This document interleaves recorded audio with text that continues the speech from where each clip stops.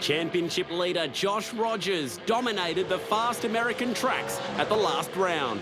Well done to Josh Rogers. The Walkinshaw Andretti United driver grabbed the checkered flag at Sonoma and Laguna Seca, extending his points lead. And mark another one down for Josh Rogers. Although it wasn't all one-way traffic. Oh, and Brady Myers off the road. With added pressure came critical errors.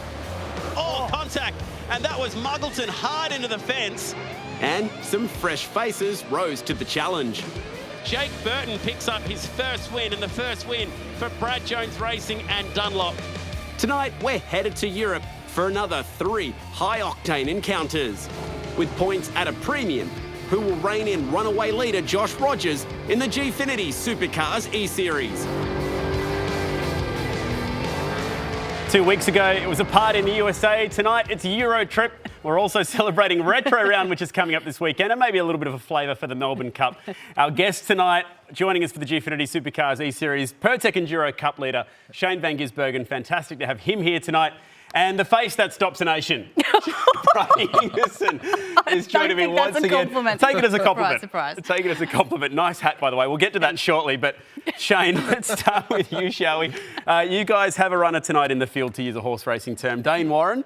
He didn't have a great round in the USA, looking to bounce back tonight. Yeah, and he's been going pretty good so far, and super competitive series. I race it myself, play a bit of it, and watch the last few races. It's been pretty cool to watch. It's so close. Now, Bryony, please, the hat. Well, I wanted to incorporate, the elephant in the room, as you mentioned, Sandown Retro Round coming up this weekend. So I've incorporated a little bit of Sandown Retro. So this is Peter Brock, 1981. Has he got a six-pack? When he won, because he actually was a single driver back in 1981, so that's his trophy. And he's doing a burnout. Kind of like impressive. FCG style, which is pretty cool. You do a good burnout, Shane. How do you rate that one? How do you rate the hat? Oh, here we go. I don't remember Brocky ever doing a burnout. But speaking of retro, I think you've done a fair job, Chad. SVG, you've contributed nothing to retro tonight. We did it out at Bathurst. I did find a little bit of retro for each of you. Firstly, Shane, what's going on here? Speaking of retro. In the red car. Good wheels. When was Looking that? pretty dapper. Looking all right. What's the story with that? I had hair then. You did indeed. How old are you there? Oh, no idea. Where did you find that? And what have you got planned for me? Chad, let's have a look at your retro photo. And my question is, who wore it better? Same hat. That, of course, is not Chad. That is your son. I haven't aged a bit. Chase. Yeah, I had a shave. Isn't he adorable? Who Look wore at him it better? rocking the hat last night. He had the dinosaur pants on. I think he wins over Yeah, you. No he's offense. got me Fashions on the covered. Field winner goes to Chase Naylor. All right. Nicely done, nicely done. So like we mentioned, this is the 4th stop on the tour for us. We've reached the halfway mark. European tracks, and the championship is delicately poised at the moment. Josh Rogers doing a very nice job out on top. That was good. Jake Burton has shot up the order to 3rd with a really good race win recently. Madison Down sitting there in 4th. The 2GRM boys mid-pack. Dane Warren, your fella, Shane, dropped down the order a little bit at the last round. Brady Myers picked himself up off the canvas to win a couple of spots up the order. So he's doing a nice job, but no one can touch Josh Rogers at the moment, who has been sublime at the moment. And when he drops his best 2 races at the end of tonight, which is part of the championship rules, I mean, he's still going to be well and truly on top. Absolutely. We're taking a look at some highlights here from his 2 race wins at the previous round, which was races 5 and 7 at Sonoma and Laguna Seca. It was a pretty good battle between himself and his teammate Jared Philsover, picking up 2 wins. That's 3 wins so far this season, 4 podiums, 6 top 5 finishes. So yeah, really, really strong. And check out that burnout. I think you asked him to do a figure 8 burnout, and he actually did it for us, which is very impressive. Pretty impressive. Do you reckon you could drop the figure 8 skid? I've never tried or even thought about it. So you could do a 888 skid. Next time you want to race, I think we're going to try and we'll see if we can request. If you win Sandown and the Pertec Enduro Cup, I think a 888 skid is more than appropriate. We might have to ask Roland and Ray Dutton. Yeah, depends how much you have to save the motor. Single 8 for car 8, and that's Jake Burton. He picked up his first race win in the reverse grid race. Did a really nice job. Controlled the race from the pit stops through to the checkered flag, but the rejoins, check this action out, Shane. Reverse grid stuff, and it's pretty exciting. They were everywhere. There you go. That was a bit on. No track limits at the exit of turn 1, so everyone was going crazy. He just held his nerve there over Josh Muggleton, and then importantly beat Ian Ford on the rejoin. So So pretty close racing. I've raced there in real life, and that's not a place you want to go side by side up that hill. So that's pretty crazy, brave stuff. So picked up his first win in Ford, picked up his first podium. Brady Myers picked up his first podium. The reverse grid racing, always good fun. Super, and it was great to have Brad and Kim Jones watching to see Jake win his first race. They were very happy. I think we tried to convince Brad to give Jake a Super 3 drive because he won. Yeah. Don't know how successful we were, but Jake did get some congratulations from one of his teammates. Yes, he might not be getting a Super 3 drive. We don't know about that. Hopefully he will. But he did get this from series leader Josh Rogers, who sent this to him as a congratulations via Uber Eats. Run us through this meal deal, please, Bryony. I think it's meant to be a cheeseburger, but it's minus the meat, minus the bun, minus the cheese. So it's literally just sauce and a pickle, and then his favourite sundae or shake or whatever it is. But good sense of humour there between them, I think. How many of those do you reckon you could do before 300 Ks at the Gold Coast? None. Have one after though, maybe. Yeah, that'd be pretty messy. So didn't get our Shannons classic moment. Probably should have that one because it was pretty good banter. But let's go back and figure out who our winning Shannons classic moment was last week. It was a move on the Red Bull car. Nice move as well. And Ian Ford, we said he deserved $500 for being a new dad. Good news, he's picked himself up $500 for that sweet move on Dane Warren under brakes. And our home viewer winner from the Gong, Brent Garretts. Congratulations, buddy. You are now $500 the richer. Shane, that was a pretty sweet move. Yeah, unfortunately on the wrong car, but yeah, he set that up nicely. You could see him feint to the right a bit and pop out at the last minute and pull it up nice, leaving room on exit. Good move. So the good news is you'll have a chance to win $500 again tonight. Just head to the website at the end of the show. We'll have 3 brand new classic moments from tonight's 3 tracks. Let's check out the very first track of the evening, and it's cool because it's a place that Shane has raced IRL, as Bryony would say, in real life. We're checking out Jake Burton's car, looking from high above as we plunge down to the first corner of the Nurburgring. And I'm happy to say it's the short version tonight. Yeah, I raced here a few years ago and it was an awesome track. And this first bit's really technical before you get into the flowing stuff. But here there's a lot of time that can be gained, especially on this left-hander if you hook your wheel into the gutter there. It's got a lot of grip, but now you get into the F1 sort of style of track and it'll be tough in a V8 round here. You have to be very, very patient, I imagine, through a number of these corners. Cool shot of the old roller coaster that stands sort of hauntingly in the background. It operated for a year and then it was never seen again. It just sort of stands there collecting dust. It's a cool venue. The entire track from the towns that are based around the Nordschleife, the history of this place, you just walk around, you can feel it. Yeah, and all the castles and everything. It's such a cool place, cool part of the world. And even when I raced here as well, half the track was wet, half the track was dry. Like, it's a crazy place. Standard for that sort of part of the world, isn't it? Also hosts one of Europe's biggest concerts. Yes. Nurburgring. Rock am Ring. Yeah, Rock am Ring, which has been going for a long time. I think this year the acts were Tool. Go on. Skyder. I have no idea what you're talking about. Who? I'll think of it later. All right. Are you thinking Slipknot? Yes. Wow. How did I get that out of Skylar? Brian is clearly doing music. Too many Prosecco's. Yeah, clearly at the Melbourne Cup lunch earlier today. So last sector is probably your best chance to make the move. 6 Slayer, there you That's go. what I was looking for. Up towards the chicane. Uphill approach, you can use the curbs through here.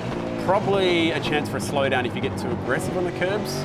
Yeah, I haven't done this track on iRacing for a while, but they can punish you if you get it wrong. I don't know what the limits are, but using that tighter chicane's better for racing, so probably see some late braking moves into it. There will be, of course, compulsory pit stops for all 3 races. We've wiped a lap off the total distance, so the race times should be about 20 minutes each. And I think we'll see some pretty early pit stops due to the fact that we've moved those race distances around a bit.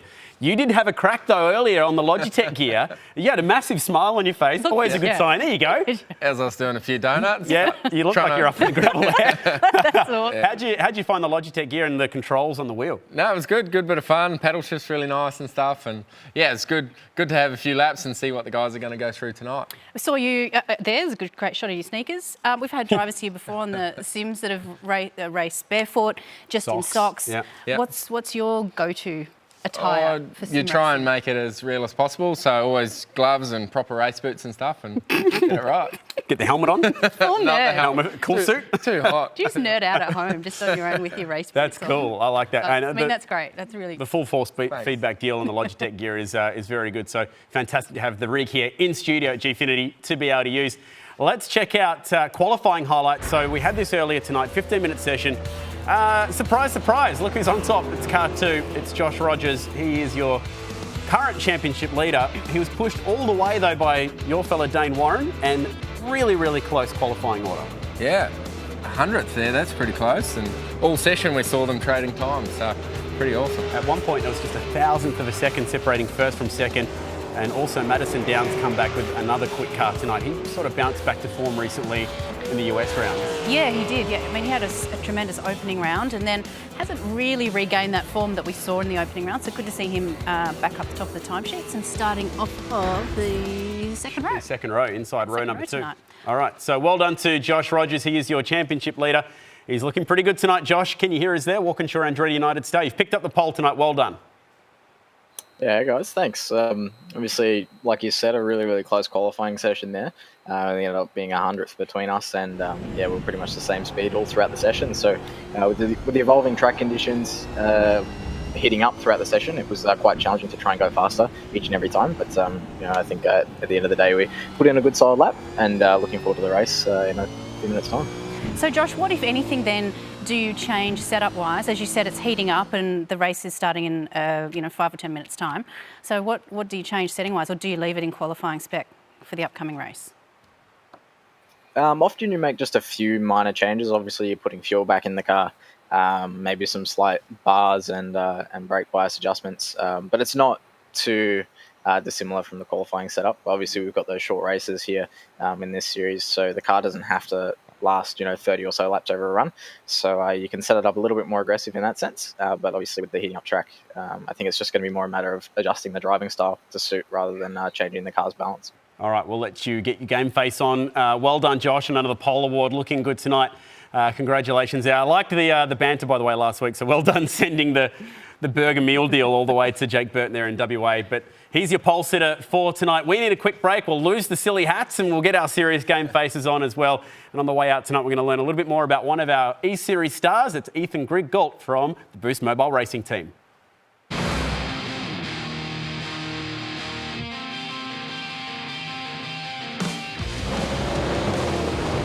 None of my family had any racing background at all. Mum used to watch Formula 1 races back when I was a kid, but that was about it. I've basically found my own way into racing. I remember a very early memory, probably back in 2005, going over to a friend's house and they had Bathurst on the TV, and that was just mesmerising to me. Just the whole atmosphere, the cars, the sound, the G-forces, just everything about it is great. Sim racing requires a huge amount of mental capacity because we don't have the physical aspects of the real cars, but the whole mental aspect is there completely. Great drive, Ethan Griggault, his second podium of the year. I'd say my strengths are in my smoothness. That's something I worked on quite a lot, is when you first turn the steering wheel to the apex of the corner, is trying to keep the load off the front tyres and try not scrub out too much speed as possible while trail braking. The biggest role model has been definitely Jamie Whincup. Just the way he goes about his motor racing and the way he applies himself to the business is second to none. And a lot of my driving style I've actually based off him myself, because the way I learnt to drive is watching onboards. So if you watch onboards from the best and notice what they're actually doing, you can pick out that and try and replicate it yourself. Winning would be absolutely, it'd be crazy, but there's some pretty fierce competitors out there, and there's two of them, Josh and Jared, which I know are the two best in Australia. To try and come out on top of those two is going to take a hell of a lot of work, but me and 40 will give it our best crack we can.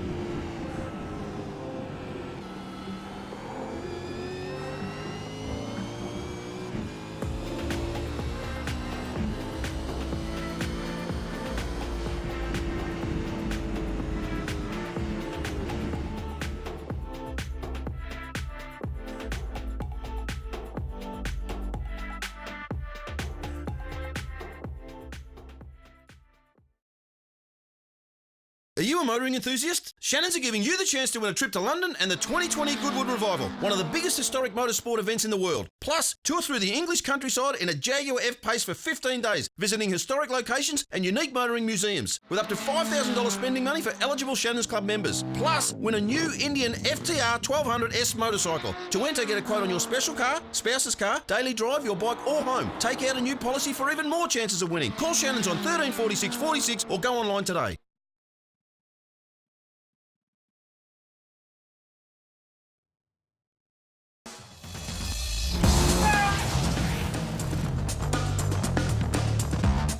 So we are set to go racing tonight for the Gfinity Supercars Eseries. It's brought to you by Shannons, and that's how they line up for race 8. It's at the Nurburgring. We are visiting 3 European tracks tonight. First one is that famous old circuit in Germany. We've also got the reverse grid race at Zandvoort in the Netherlands, and then Imola, which replaces Le Mans as the third race tonight, race 10 of round number 4. Really looking forward to this one. And like we mentioned, off the front row tonight, once again, it is the Walkinshaw Andretti United team. I'll be following on Facebook Live a bit later on. We'll be able to throw some questions live to Shane in the studio. But first, we'll throw some questions live to our Melbourne-based pit reporter. Jonathan Simon is watching on down there. As always, Jonathan, what can we expect to see from the first race tonight? Definitely expect to see the strategy take over because it is a short event. So the early pit stop will be something that drivers will look to more in these one-lap shorter events today. So especially looking at the reverse grid too, whoever finishes last in race 1, let's not count them out for Zandvoort. It's pretty difficult to overtake there. Yeah, Zandvoort really, really difficult to pass. Josh Rogers leading the championship. He's on the pole here. He has to drop 2 races, which at the moment for him is a 4th and a 6th. He can be really aggressive tonight, I think. Yeah, definitely. Put everything on the table, and he's looked quick. Even watching him in qualifying, he set that lap time in the last moments. So to him, the pressure's a little bit on him today because Dane Warren, we remember, has the pace to beat Josh, but he just didn't put it together over a race distance. So let's see how Dane goes in that Red Bull car. Yeah, Dane is a really, really good qualifier. All right, thank you very much to Jonathan watching on iRacing tonight.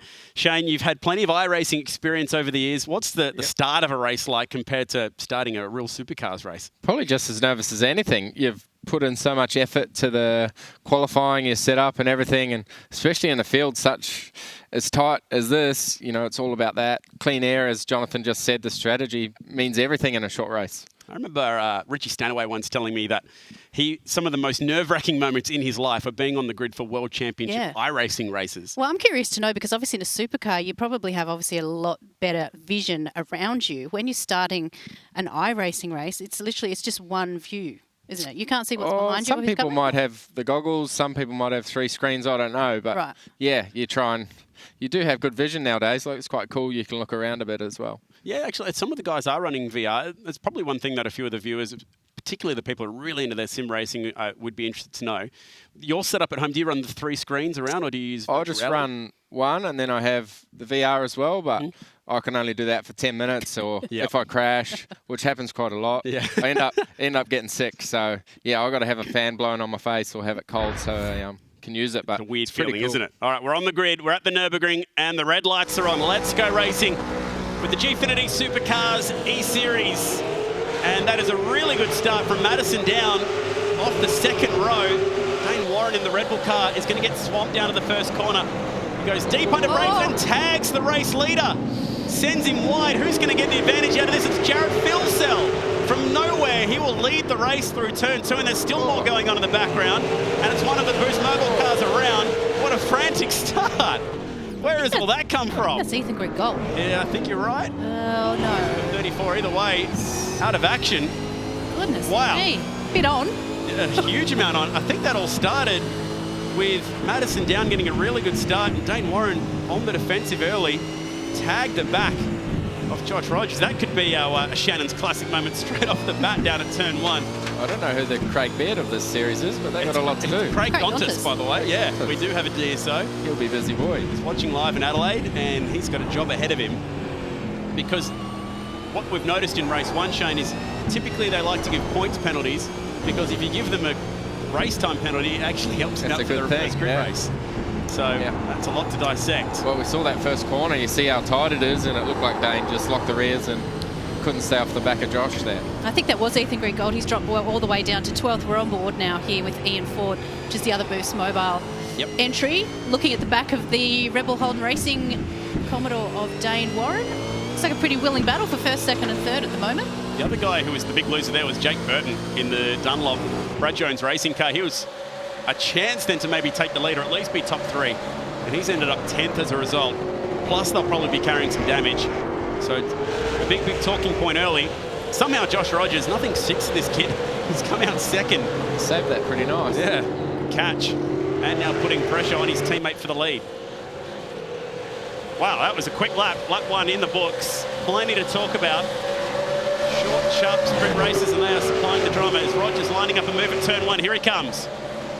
He can afford to be aggressive tonight, but it's his teammate. It looks like a couple of people pitting already. Hampstead, Burton and Madison Down. Yeah, good pickup. So a few drivers coming in early. And I wonder if that's because they may have picked up a knock or two. I think the Jake and Madison might have, but Hampstead I think is just their strategy play. Gets on clean air early. So if you're in Josh Rogers' position at this stage, do you pit at the same time as Phil Sol, or do you try and give him an undercut? Do you go in a lap earlier or give him a lap after? What would you do? Depends if he feels like he's getting held up or not. Yeah. Looking at his onboard here, it looks like he's got a pretty aggressive setup. He's sliding around quite a bit, so yeah, he'll be pushing hard early. Chance for a move. The other thing is he might be able to get it done on the track the way he's looking at the moment. Jonathan Simon tells us the tyres are best for 3 laps, and then after that you really notice a difference. So that pretty much gives you your pit stop window. Of course, just reminding everyone that you have to make 1 pit stop. You cannot make it on the last lap. You can do any other lap except for the last lap of the race. And even though there are team cars like the Walkinshaw and Andretti United cars, there is no double stacking. So if you want to come in at the same time as your team car, there's no penalty for that. You're actually served an individual pit stop. Well, that's good. Wouldn't that be nice in the main gate? Yeah. Headaches. Yeah. That would have solved a bit of Fabian at Bathurst. Amongst other issues. How about at the chicane? Any chance of a move up here? Not quite. He's close. Dane Warren, despite what happened down there at turn 1, is also looking pretty good. I thought he might have pit there. They're going to follow each other. That's good. So everyone deciding to go in early. Maybe they're worried about how bad the tyres will be at the end of the race. It's a long way home, 7 laps around here on that 1 set of tyres. The other guy having a pretty good run here, Josh Muggleton, looking for a top 5 finish tonight. They got some white wheels on the Knight Rider car tonight, so a very subtle tweak to how that car looks. Looks pretty cool. That's a good train of cars actually behind him there. So you've got Ian Ford, Josh Muggleton, Emily Jones and Brent Hobson all backing a bit of a train up. Backing a train up? I suppose. You and your Rating trains. train. I'm you terrible can never at quite train figure that one out, analogy, yeah. No, but you know what I mean. Yeah, we'll leave the train analogies out of it tonight. Go on board and check out the Logitech data. It's Josh Muggleton with those white wheels. I like that. Yeah, it looks great. Hopefully see some white wheels for a retro round this weekend, Shane. Yeah, that'd be cool. All the promo pictures look good on those cars, but hopefully all the race wheels are, but we'll see. So Josh has had a tough season so far. He was fancied at the beginning to have a pretty good run. 6th in the very first race there at Phillip Island has been his best result. So it's been a tough one so far for him. Since then, he's only been able to finish 10th as a best result. So if he could park this thing top 5, that'll be a really nice run for him tonight. You know who else is going to be filthy is Madison Down, because he's now a lap down. I think he might have retired. He had a huge crash there. Turn 3, he's been in the pits for 3 minutes now. Okay, so that puts him off the pole for race 2 then. He'll probably try and come back out similar to what we saw in the Sonoma race last time out. That's an interesting strategy. Yeah. Try and make sure that you get the pole for race 2 at least if the thing is toast. Well, Josh got a good run then. I think he's going to be close to having a look. All right, battle for the lead is on. He's really right close, there. actually. It's a left-hander. He dives to the inside. Gee, Phil Self's good under brakes. These two have had a few good battles this year. Pit window, and it's definitely open now as the race leader comes in. Interesting. So he's going to try and defend the undercut here on his teammate. Dane Warren goes around with him. So the Red Bull car stays out. Now, where will the 22 come out in comparison to those who've already pitted? It's currently the 28 leading that battle pack. And that is Richard Hampstead. So the fight will be on between Hampstead and Phil Self.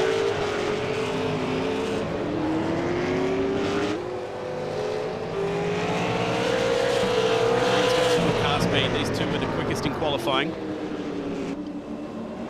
I'm pretty sure Dane will be wanting to make amends after that pretty awful mistake that he made entering the pit lane at the previous round, which really cost him. DNF has really hurt him in the points. So here we go. All right, the rejoin's on here. So Hampstead, Jared's come out ahead. He'll blaze through a few of them. Is that Jared there?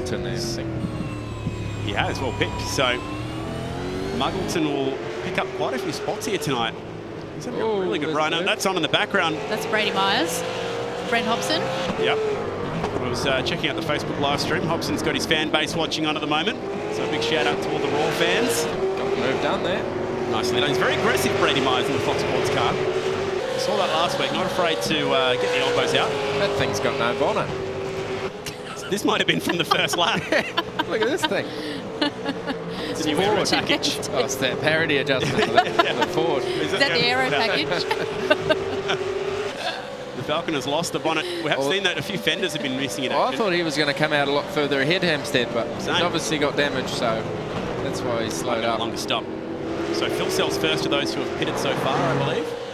Or is that... Yeah, he's first car pitted. So he's looking. Oh, now everyone's in. Now the rest will come in at the front of this pack.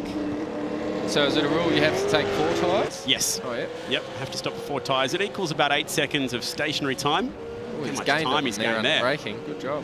Really good effort. You've done that a few times, sometimes successfully, sometimes Yeah, not so sometimes successfully. not. Yeah, it was never my fault though. Another bloke brake too early. Now they've put actually sensors in now at Supercars, so you can't cheat it. But in this game, I think it's quite sensitive as well. So you get punished if you really go too fast over the line. You can't slow down and get away with it. But Well, that we saw Dane Warren. Yes. Previous round went very pear-shaped. Well, Brady Myers picked up some drive-throughs in the opening round. Here we go. Close. So fight for the leaders on. This will be really tight. He got onto that new set of tyres. But Josh Rogers has got it. Now, can he get the switch back down here? The answer is no. He'll be on cold tyres for a few corners here. Setting them up here around the exit. Bit of a wiggle from Rogers. These two have done this time and time again. He's in there. Has a dive. That's the way. Warm tyres, got the advantage. Good battle. Good fight. Well, they were up slightly in the exit, and that might help Dane Warren. He's picked up a little bit of damage now. Wow, this is getting really aggressive between the teammates. This is a prime candidate for Shannon's classic moment for the first race, and they are all over each other still. Be up the inside here for the hip, and it's good driving there by Jared. Well worked. Finally, he gets this done. Dane following through? Not quite. Oh, close. Just about gets the overlap. That was awesome racing between the teammates. That was the respect shown to give each other plenty of room. Phil Sell hangs on. You just get the sense that Warren's just biding his time and is waiting to make a move here. He's still hanging right on the back of Josh Rogers there. And looking aggressive too. It's good to see him looking aggressive again. Yeah, he really needs good results tonight because he will be wanting to drop the 2 races from the USA last time out. That was not the run that he wanted, obviously, when he got the pit wall, like we mentioned. And a 12th and an 8th, he'd be quite happy to drop those 2 results. Gee, they're aggressive over the curbs. Oh, what's happened here? Hang on a minute. Must have a penalty. Coming back in, he must have got a drive-through. So Josh Rogers, now was he caught speeding down pit lane, I wonder? Well, it didn't look like it because Dane caught him up quite a lot, so this is interesting. It's the only explanation to see him dive back into the pits like that. He doesn't make mistakes often. No, so a slight chink in the armour, and I imagine this will be the race that he drops. Further back down the order, and there's plenty to look out for. Oh, a bit of a lock-up. Chasing Brady Myers at the moment. Brenton Hobson working his way. That was interesting. He hooked first gear as he turned in to help turn it. Then he went back to second when he got on the throttle. Interesting technique. Oh, he's done it again. See, he hooked second as he turns up. That's a weird one. So why would he be doing that? Rotation. Oh, it beats me. Probably Roy's running out the back. Expert comments. I like that. You've taken on a bit of driver coaching lately. Yeah, maybe you help him out with some You could be driving. an E-Series driver coach. I drive this car on the iRacing. I'm not that good, so maybe they're doing something I need to learn. Maybe that's it. Flicking back to first mid-corner. Probably works. I might try it this weekend. Would be the prime candidate for that. Turns 2, 3 up there maybe. Get it back into first. Looking forward to retro round. Penrite Oil Sandown 500. Shane currently leading the Pertec Enduro Cup. Also the Teams Championship alive for you guys. Yeah, there's a lot going on there, so that's probably our focus at the moment. Scotty's smoked us all. He's done an amazing job in the Drivers' Championship, but yeah, his teammates struggled, had a few results not go his way, so it's opened up the Teams Championship for us, so we're pushing for that. Remember, we are watching live on Facebook as well. We are live on Twitch, YouTube, all around the various social media sites, and of course Fox Sports, so plenty of ways to watch the action tonight. But I do have the Facebook live stream going tonight, so if you have any questions for Shane live in the studio, we'll be able to maybe fire some his way. Dane's chipped away at the lead here. He's right on him now. All right, well, he's got a good cheerleader in Shane Van Gisbergen in his corner tonight. Can he? Yeah, I'm not biased at all, am I? Yeah. Every other guest has been super biased towards their own team. We had Scotty Pye. Scotty Pye round 1, and he was... well, he would have been pretty adamant. What's going on there? Really wide line that he takes for turn 2, whips the car back across. Worked for him. He got a nice exit. Yeah. Bit of a wiggle here. So this is the fight for the lead. 2 laps to go. Yes, these guys are on the edge. It's good to watch. They are the best in the country. Some of them, especially in Josh Rogers' case, best in the world. Jared, particularly good at supercars on iRacing. And Dane has had 3 top 5s so far this series, 2 podiums, but yet to record his first win. So well, he'd be getting excited now. Exactly, yeah. 1.5 laps to go. He needs wins now. Has. And once he drops his 2 races from the USA, provided he doesn't have another bad run tonight, he'll be back in this championship. And Jared's tyres are a lap older, so might make a difference in the end. Especially as this race goes on for the last couple of corners. Over the top of the hill. Where will he be trying to set him up here? Well, they're using all the road there. It's good. I think it'll be the next corner, the right onto the back straight, and hopefully get a slipstream up to the chicane there. Needs a really good exit out of this right-hander if he's going to make that stick. Quite close enough. He's come from a long way back, and Jared is really good under brakes, as we've noticed tonight. Sort of your strong point is your braking, and Jared's got something like that going on in the Walkinshaw car tonight. Yeah, that makes it hard to pass. Even though he might be a little slower in the corners, he's really good into them and out, so making the difference, I think. 1 to go next time by. That's a good camera angle. It's cool, that. Nice and close to the pit entrance wall. Giving Dane shivers every time he gets near the pit entrance walls. After Sonoma, he tucks in, not close enough to get a move down at turn 1. So last lap, have a go. He'd sort of dogleg down here. So let's see if Jared takes that strange line over the right. Yeah, here. and whether Dane will take advantage and straight line it up to the inside here. There he goes. He's leaving the door open. Just showing the nose a little bit there. I'd like to mention the official Nurburgring track is watching right now from Germany. That's pretty cool. On the Facebook live stream. So it's a very good morning, good evening. Good Tag. Guten Tag. Early in the morning everyone watching. Yeah, with me right now. We do actually have the real time for the tracks. So good morning, for everyone watching at the moment over in the Nurburgring. Happy to say that Shane has been there and raced before. Oh, Max Verstappen texted me as well. He's watching. He said to say something about Rogers, but that's not a very nice thing to say. Make sure you're watching the next race, Max. It's at your favourite track at Zandvoort. The reverse grid race. The world is watching. How cool is that? Yeah, you can ask your mate what he thinks about racing in at Zandvoort next year. Yeah, maybe. He's Send him a text now. We'll include it later. His home race is coming up May next year. Half a lap to go. This is cool stuff. Well, he's got a good run out of there, Dane, but maybe not close enough again. Will he go the full send at the chicane? Gee, Jarrett's late under brakes. Down through the S's. He's closer than he was last time. Into the last sector. It's going to have to be a big send to do it. He'll have to really commit. Jared will be looking in the mirrors. He's closer than he was last lap. Here we go. Surely. Jared goes defensive. Dane on the outside thinks about it. Can he get the overlap for the last corner? Good driving, Jared Vilsell. Yeah, that was nice defending there. Gave him no option. And he will be cruising to a victory off the last corner. Has a small wiggle. He might be vulnerable for a second. No. Hangs on. Good race. 0.3 of a second, maybe less. Ian Ford flies under the radar for his second podium, and Muggleton gets his best result of the year. But it's Jared Filsell who had to brawl and fight and eye gouge and scratch for that one. That was a good fight. And Filsell takes his second win of the year, the first since the reverse grid race at round 1. That was cool. And there you go. How about the drifting? Good way to celebrate. I like it. That was cool. Good race. Yeah, absolutely. But I was looking at the bottom of the pack, and guess who's starting off the front row for the next one? Yeah, it's Josh Rogers and Madison Down. Like, if you're going to have an unlucky race, you get to start off the reverse grid race. So that's an impressive. It's going to be big guns at the front and big guns at the back. And it's Zandvoort, isn't it? Yeah, pass. So. Really difficult track to try and make some moves stick. That was entertaining. Reverse grid race still to come. Remember, that is race 2 tonight, and that is going to be reversed from the finishing order from that first race tonight. Third race of the evening will be Imola. That's a combination of the points. Highlights for you, Shane, from the opening race. Good teammate battle. That's always difficult to manage. Yeah, that was good to watch. There was a lot going on at the start there. Good save by Josh at the first corner, getting a smack from the Red Bull driver. But, yeah, a lot of action. Be interesting to know what happened to Josh. He had that maybe a penalty.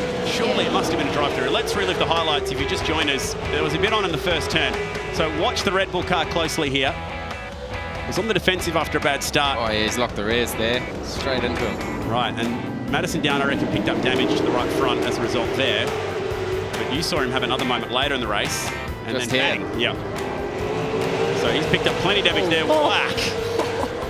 Into the Dunlop car of Jake Burton. And this will be a pretty good view of exactly what's happened down here. So Burton managed to at least get that thing to the finish line. Madison Down was out of action. Shame Madison had a great start. Yeah. Oh, that was the slide from the Dunlop guy. That was Jake Burton, and that was Jared Filsell taking the lead of the race. That's move of the year so far, 5 at one corner. Yeah. And it was the move for the lead. He had to fend off his teammate for a few laps, and then the rejoin happened, and it happened all over again. Yeah, this was a great battle. Good bit of driving from both guys, and you could see Jared doing the switchback almost every corner and then cleanly up the inside when it mattered here. That was a sweet, sweet move to make it stick after the pit stops. Then we saw Josh Rogers go down pit lane. Still no confirmation exactly what that was. Speculation at the moment. He may have had a drive-through for speeding in pit lane, which we have seen so far this year. So they are enforcing that.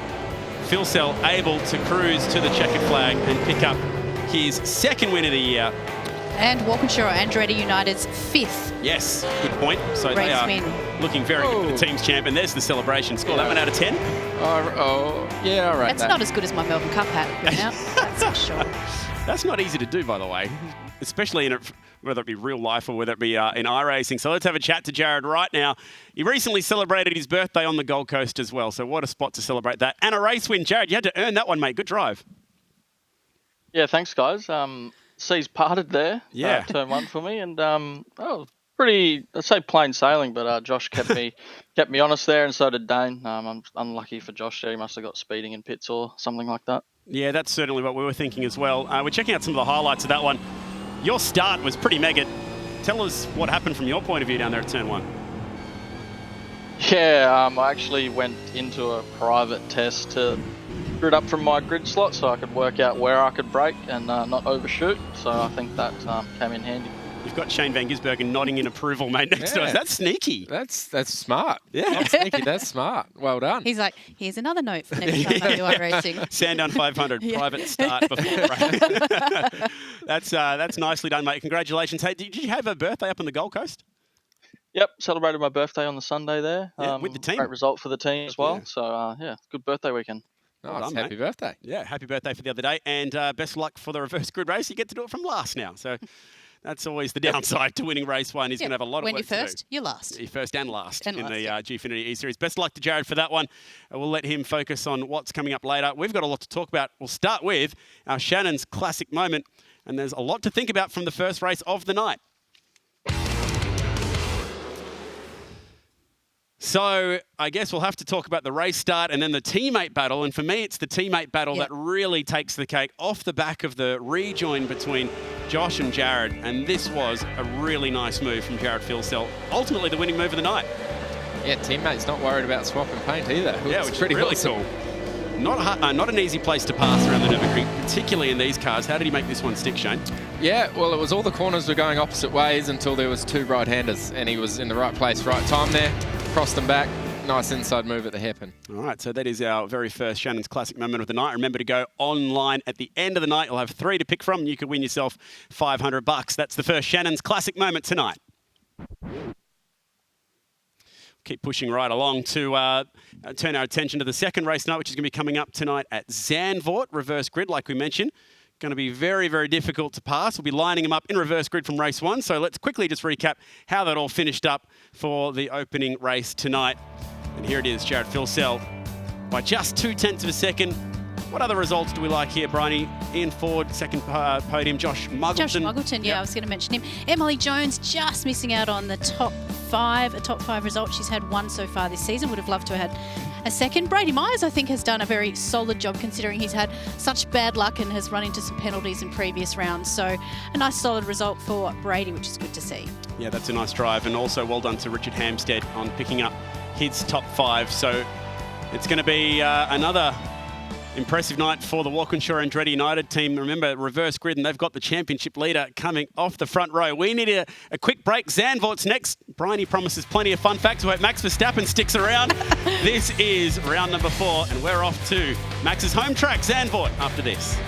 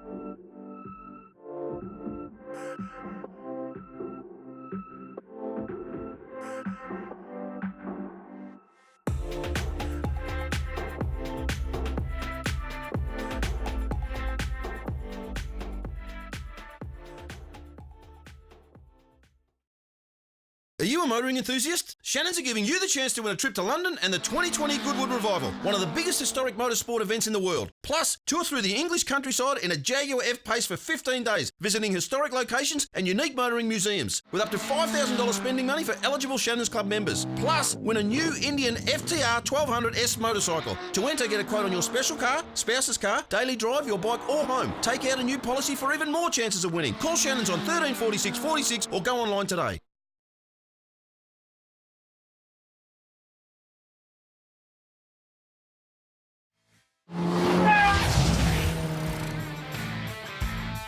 Shannons are giving you the chance to win this amazing Indian FTR 1200S. Plus, there's also a trip to London to be won to the Goodwood Revival, a true celebration of motorsport. To enter, just go to shannons.com.au and request a quote. I love sim racing because it's competitive and it gives me a thrill. I've been, on PS1 since I was like 2, so I've been racing for a long time, but professionally I've been in since about 2016. My strengths are I'm consistent, I'm quite precise with my inputs, I try to be very smooth, which is very important for, V8 racing. Current supercars drivers, I really look up to, Dave Reynolds and Shane Van Gisbergen. Dave, just because he's a funny bloke and, he likes to have a laugh, but, gets serious when it counts. I love Shane's sort of adaptability and his ability to go from supercar to GT3 to drift car or anything and be competitive. He's very determined to be the best he can. I find that quite, admirable. My mum and my grandma are my big inspirations. My mum's, she watches all broadcasts and everything. She used to beat me at Colin McRae Dirt, so yeah, I reckon she'd be all right if you gave her a steer. It's just as much a mental game as it is, on-track battling. You've got to try and place yourself in a certain position to make yourself viable. To beat the likes of Phil Sell, Madison, those guys are battling for wins every week in, our championship. To be able to compete with them and beat them would be a lifelong achievement. Gfinity Supercars Eseries Round 4 tonight's brought to you by Shannons, and there was Brady Myers, 7th tonight in the first race. A big fan of yours, Shane. Yeah, well, he was making all the aggressive moves as well there. It was good to watch. He was picked up early in the draft, back before we went racing, and showed great promise. Hasn't quite been able to get the results that he would have wanted. Let's check out our next track tonight. And this is a strange one for a supercar. It's Zandvoort, a really historical circuit that's going to be back on the Formula One calendar for next year. It's about 40 minutes west of Amsterdam, tucked away next to the beach. Really cool track. And a very different spot to go racing tonight. But for the reverse grid race, how do we think this is going to go? Very difficult to pass. Well, that's what everyone's saying. So maybe that was some strategy by Madison and Josh there to be up the front. But yeah, that'll be more important for the undercuts and trying to stay out longer. Should be interesting, this race. What did your mate Max say about it? Have you asked him? Well, he's going to be racing here next year, surely. Yeah. He drove a Formula One car here recently, I think, from memory. They did a promo day there, and the place was packed. Really? His fan base, obviously, back there is just giant. I'm watching this now. This will be narrow in a Formula One car. It's quite quick. I don't know this track that well. So. Seriously fast place, very flowing, and has these strange sort of bunkers around the track. Sand traps, which are built like sand dunes, essentially, because it is a really coastal track based on. Well, you can see the sea in the background there. So. Sort of like Phillip Island, Dutch version of Phillip Island. Fast and flowing. Look how tight this is. Yeah, a bit of a chicane. So that might be a spot where you might be able to make a move stick down there, and also turn 1. Probably be your best chance to try and make a move stick there. 10 laps tonight of Zandvoort, a really cool historic circuit based in the Netherlands. 4.3k. Grand Prix circuit tonight, built back in 1948. It used to run Formula One through the 50s and 80s, all the way through.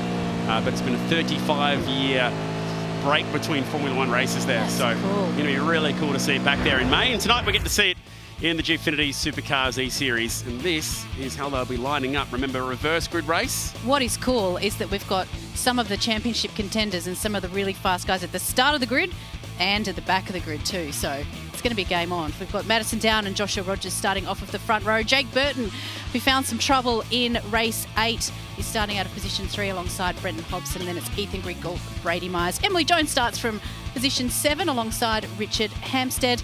Then it's Josh Muggleton, Ian Ford. And our race 1 and first and second place, Dane Warren and Jared Phil. So I'm glad I got that Well done. right. Not easy to do. Really at all. Yeah.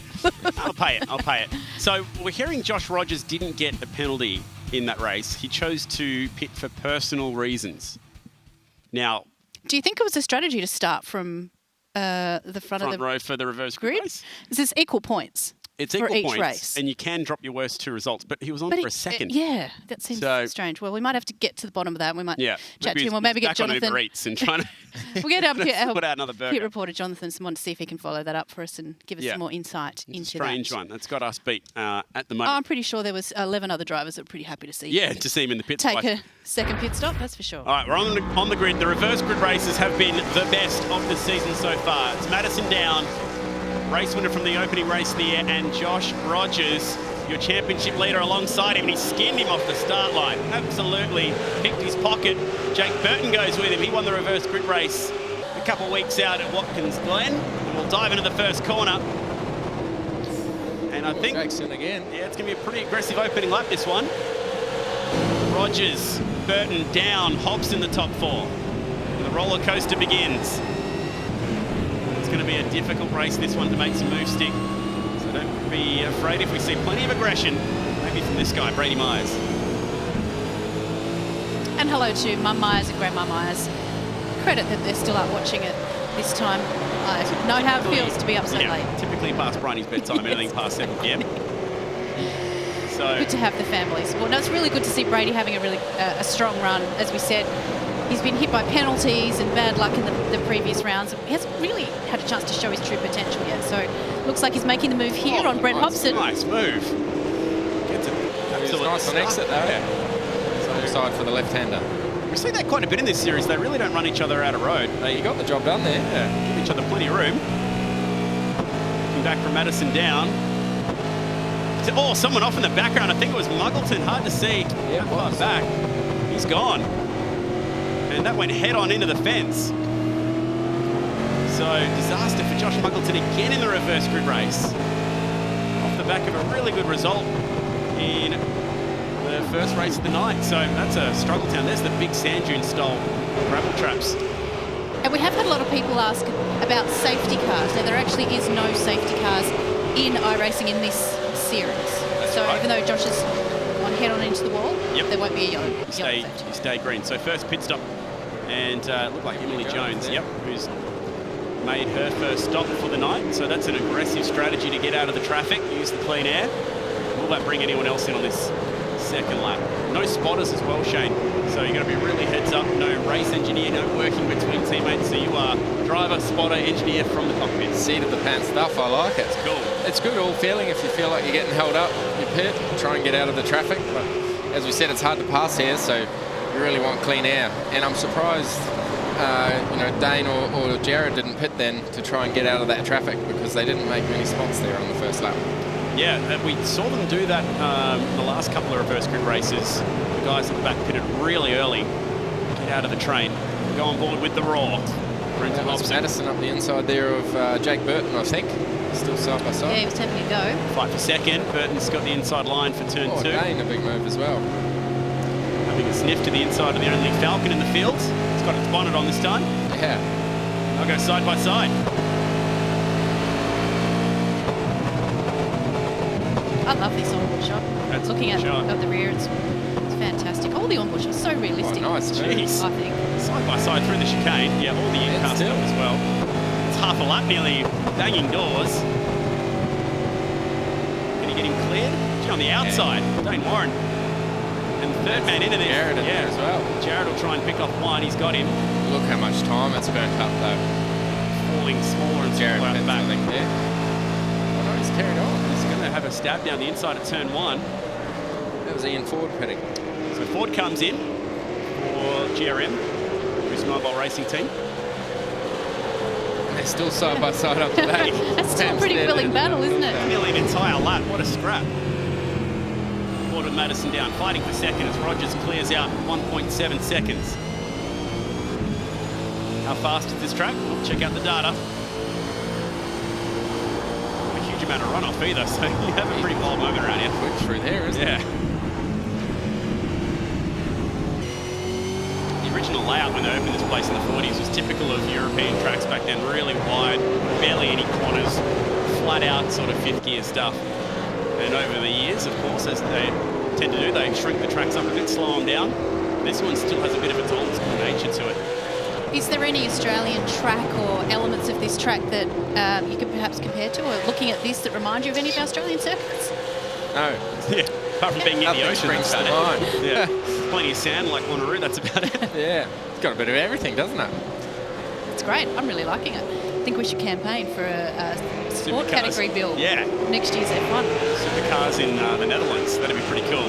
Have you ever any of the tracks in the world that you'd love to race a supercar on? Ever thought about where they might be all right? Oh, probably Macau. Macau would be an awesome track and really great suit shout, our cars. Yeah, Macau would be good, and think that would be right on edge there. Yeah. That'd be really cool. Pit stops. Madison Down pits from third. He's got sick of looking at the Dunlop boot lid in front of him for second spot. So that'll be a race between he and Emily Jones, who's the first to have pitted so far.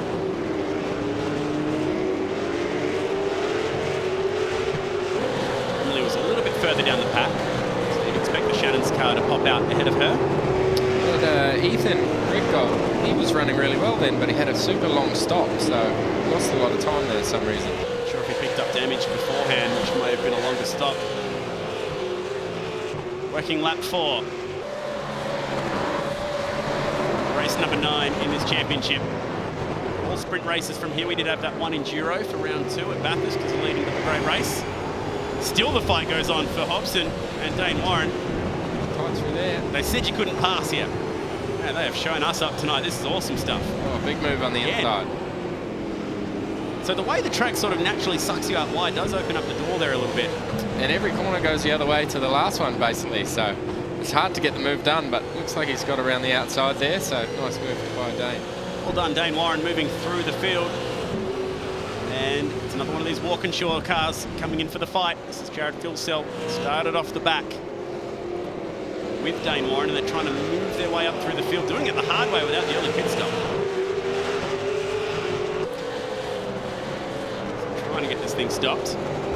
So here's a fun fact. I knew I had one about Zandvoort. So there is a corner called Tarzanbocht. Yes. I assume Bocht is European for corner. Which one's European for corner. You tell me when you see it.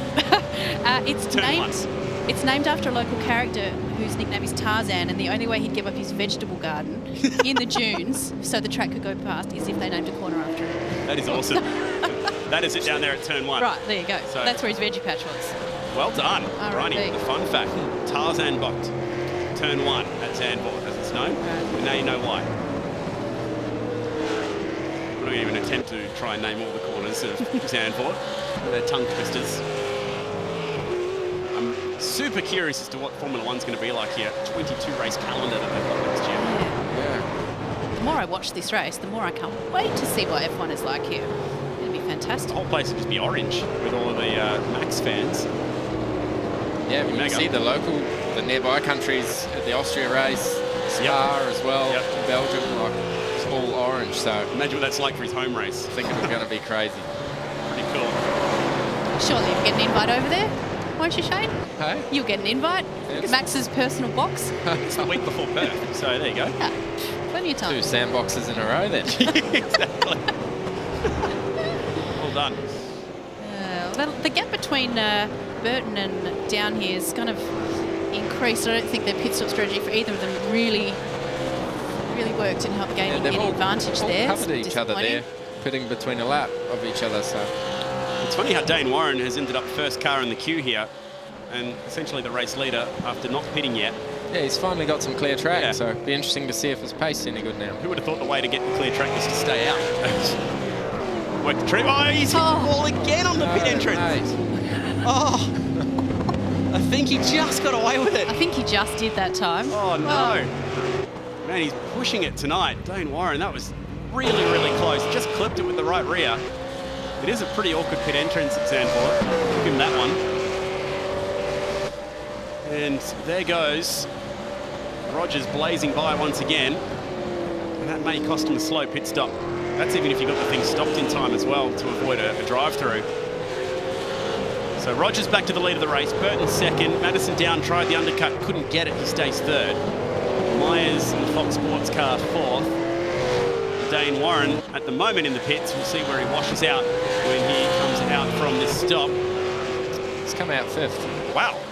So he's got away with one there. Still in front of Jared. They're right behind each other. So from last row on the grid to fifth. That's not bad. Fifth and sixth, okay. And Madison's kind of hanging on to the back of Jake Burton. He's maybe just over half a second behind. So 4 laps to go. See, is he just hanging on, conserving, waiting for him to make a mistake? Or is he going to just hold back and hopefully consolidate third place? We'll have to see. Jake's been running good lines, so hasn't made any opportunity for Madison to make a move. Yeah, Good racing. Yeah, Jake will be a little bit filthy, I think, about the way things worked out in race 8 for him, because he was looking strong. He kind of got caught up, I think, in that incident. So he'll be wanting to make amends for that here. Through the chicane, over the curbs. Oh, a little bit of a correction mid-corner.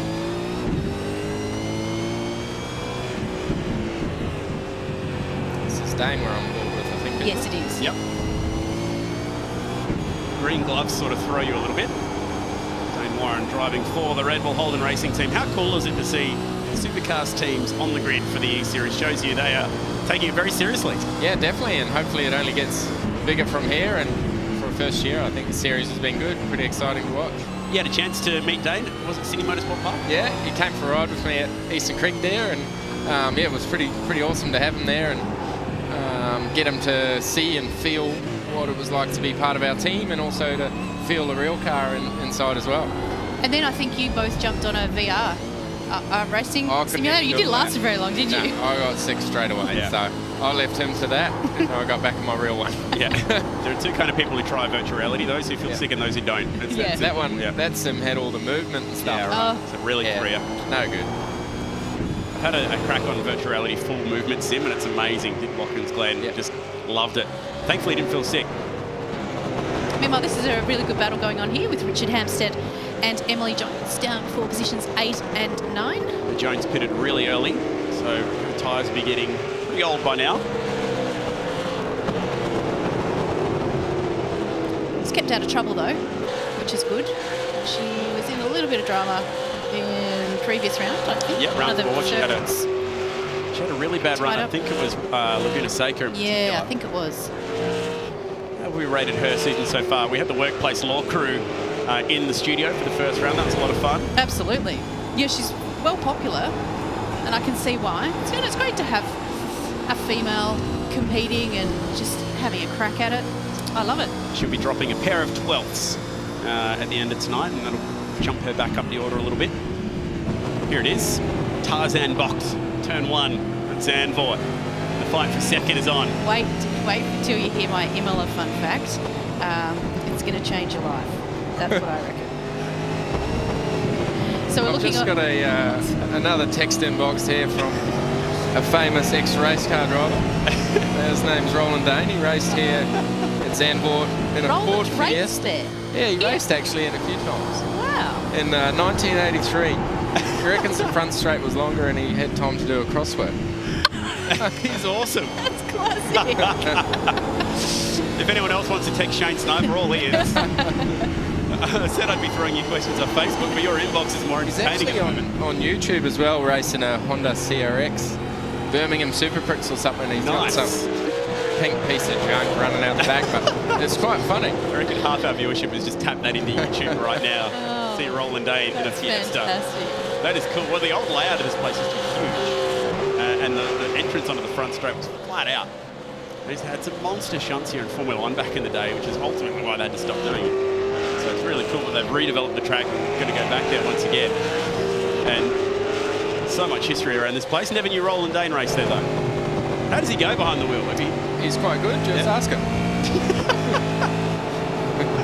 Sometimes you don't even have to ask him. He just volunteers the information over a text. Well, right now he's got his very own Dane sitting in 5th position. I was quite curious as to how Dane Warren was picked for that driver. It might have just been his first name. The fact that he's a Dane. All the gaps are pretty stable. There seems to be a second between each car. Everyone's struggling to make some moves here. The gap's all pretty stalemate, isn't it? Well, the good news is we'll get to ask Josh Rogers at the end of this one, hopefully, why he played that strange strategy card for race 1. We'll be checking in with him on the back of this race. It's certainly worked for him from the front row. He's pulled 4.5 seconds. The problem is, though, it'll hamper his grip position for the next race. He'll probably be starting mid-pack. Yeah, but you can pass at that track, though, so he'll be okay. So he's thought this out. I love how much they're thinking about things. What Jared said about entering his own private test session to do practice starts, that was huge. That stuff never crossed my mind. You know, Jake Burton did 18 hours practice on the Nurburgring this week just to get ready for it, and that's why he was hoping for such a good race result. And then for him, he threw it away. He missed his braking marker at turn 1 as well. So pays to know where that braking marker is for turn 1. Would your speed at entering turn 1 be that different depending on your grid box? Yeah, for sure. You start halfway down the straight, and then of course if you're grid 1 to grid 6, you know, it is quite a big difference. Yeah, and then you got the concertina effect, which caught Dane out. So yeah, there's a lot to it and a lot you don't think about, but it shows the level of competition these guys are at, the hours of practice they're putting in and how close the times are. It's very, very intense. Yeah, it's a really cool article about Jake Burton and the amount of test hours he's been putting in up on the Supercars website this week. I know Brad Jones was really excited to see that car get a win. He was watching live, as was Kim Jones last week. And wanted to talk about it up at the Gold Coast. Bit on in the background here. Yep. I think that's Brady blocking Dane there, I think. It's the fight for 4th. And they're side by side at the exit of turn 1. Just Myers hangs on to that one. There it is. Dane's been the fastest car on track the last few laps, so he's come straight up to the back of him there. What a drive off the back row for Dane Warren. And somehow got away with that pit entrance. Nearly a total disaster for him, but he has been really aggressive. When you take away his 2 bad results from the USA, back in the championship fight. Not if he does that, though. Oh, no. Get it back onto the road. Just dropped the left rear on the dirt on entry. And last lap of the race, that was a tight one. Didn't lose any spots, though. Yeah, that'll cost now him. he's under pressure from Jared. Ruined any chance that he had maybe of getting Brady Myers on the last lap. Myers doing a really nice job here driving 4th at the moment. Had a pretty good run in the first race too, 7th there. So banking some points. Would have been his best round of the season so far. Here's your race leader. And into the last sector now. Josh Rogers. Strange strategy. Yeah, very lonely race for him. Boring is good when you're out front. Drove well. Looks the goods, doesn't he? He's going to pick up another race win here. He's got more than anyone else in the championship so far. For Walkinshaw and Trinity United Racing, they double up at round 4. Josh Rogers gets one in the bank. And that is his 4th win of the season. 2nd, 3rd, 4th, they're all scrapping all the way to the checkered flag. Great drive from both Dane Warren and Jared Filsell to be 5th and 6th. Particularly Dane Warren, for me, off the back row up to 5th, had to pass a lot of cars.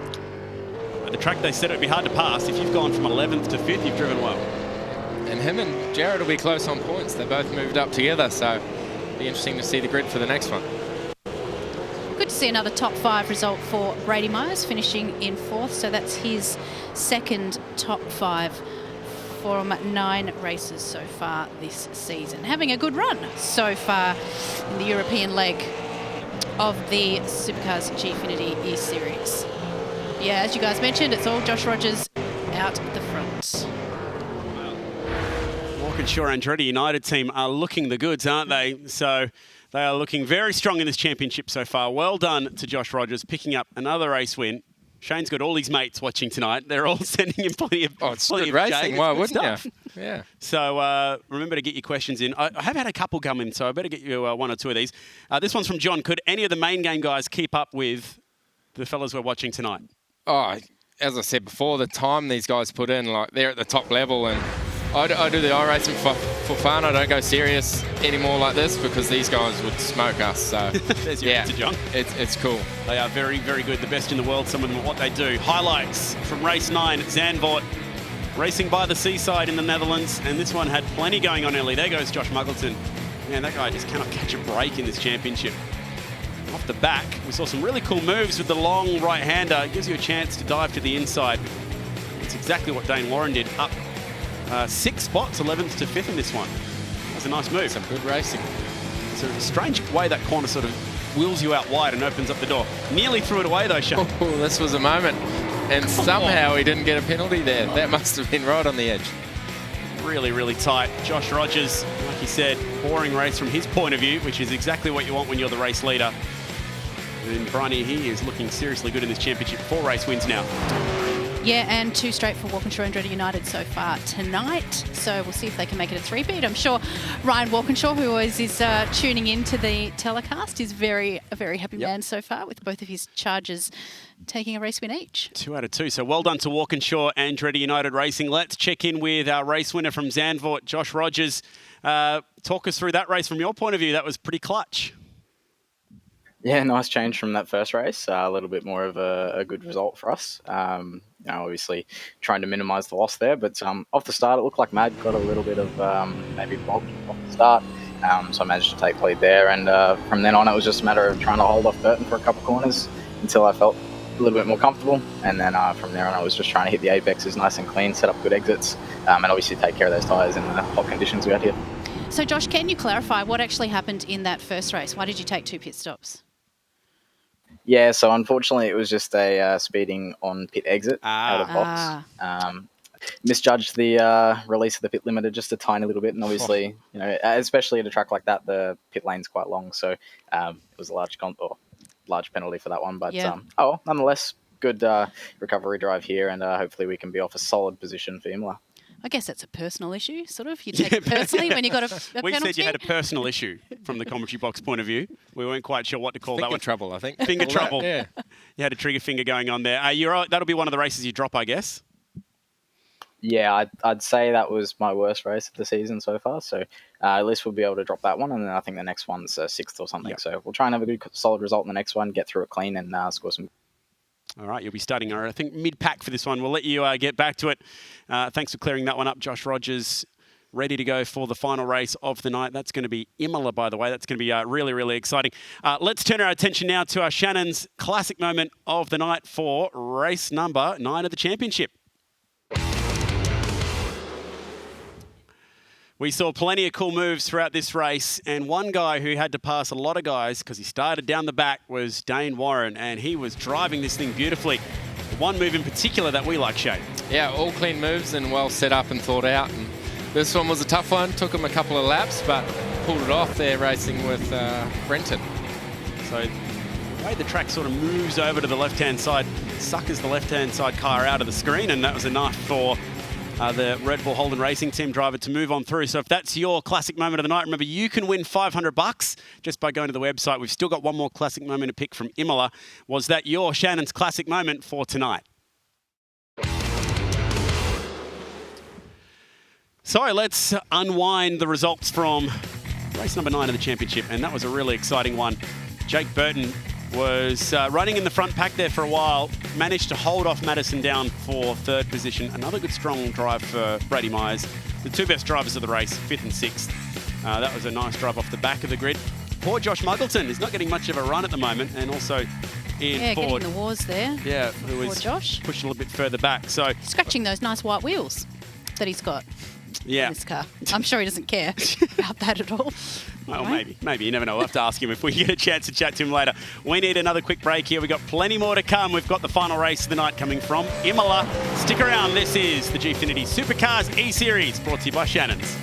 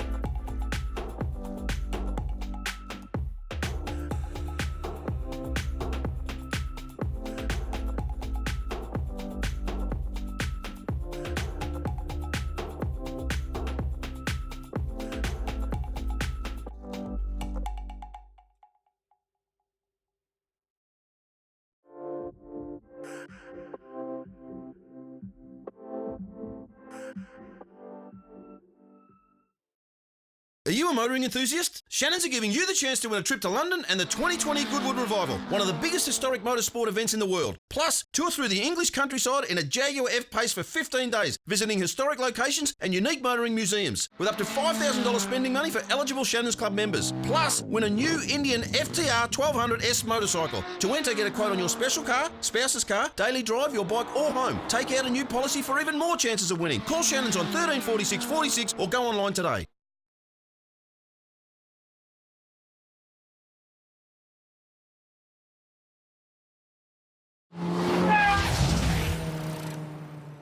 It's paradise. We're gonna have fun tonight. It's paradise. Let's live our life. It's paradise, paradise, paradise. Let's live our life. And party.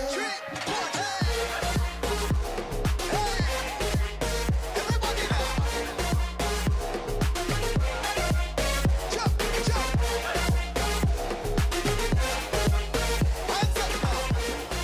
It's always a party on the Gold Coast. That was the Vodafone Gold Coast 600 on the weekend, including world-class DJs, as well as huge parties going on all night. Yeah. And a huge party for you, Shane, because you guys cleaned up. Oh, it was an awesome weekend for us. Like, racing on the Gold Coast is always cool, but when you come away with surfboards like that, it makes it even better. That would have been one of the best weekends for your team, and especially your time at that team in a very long time, maybe ever.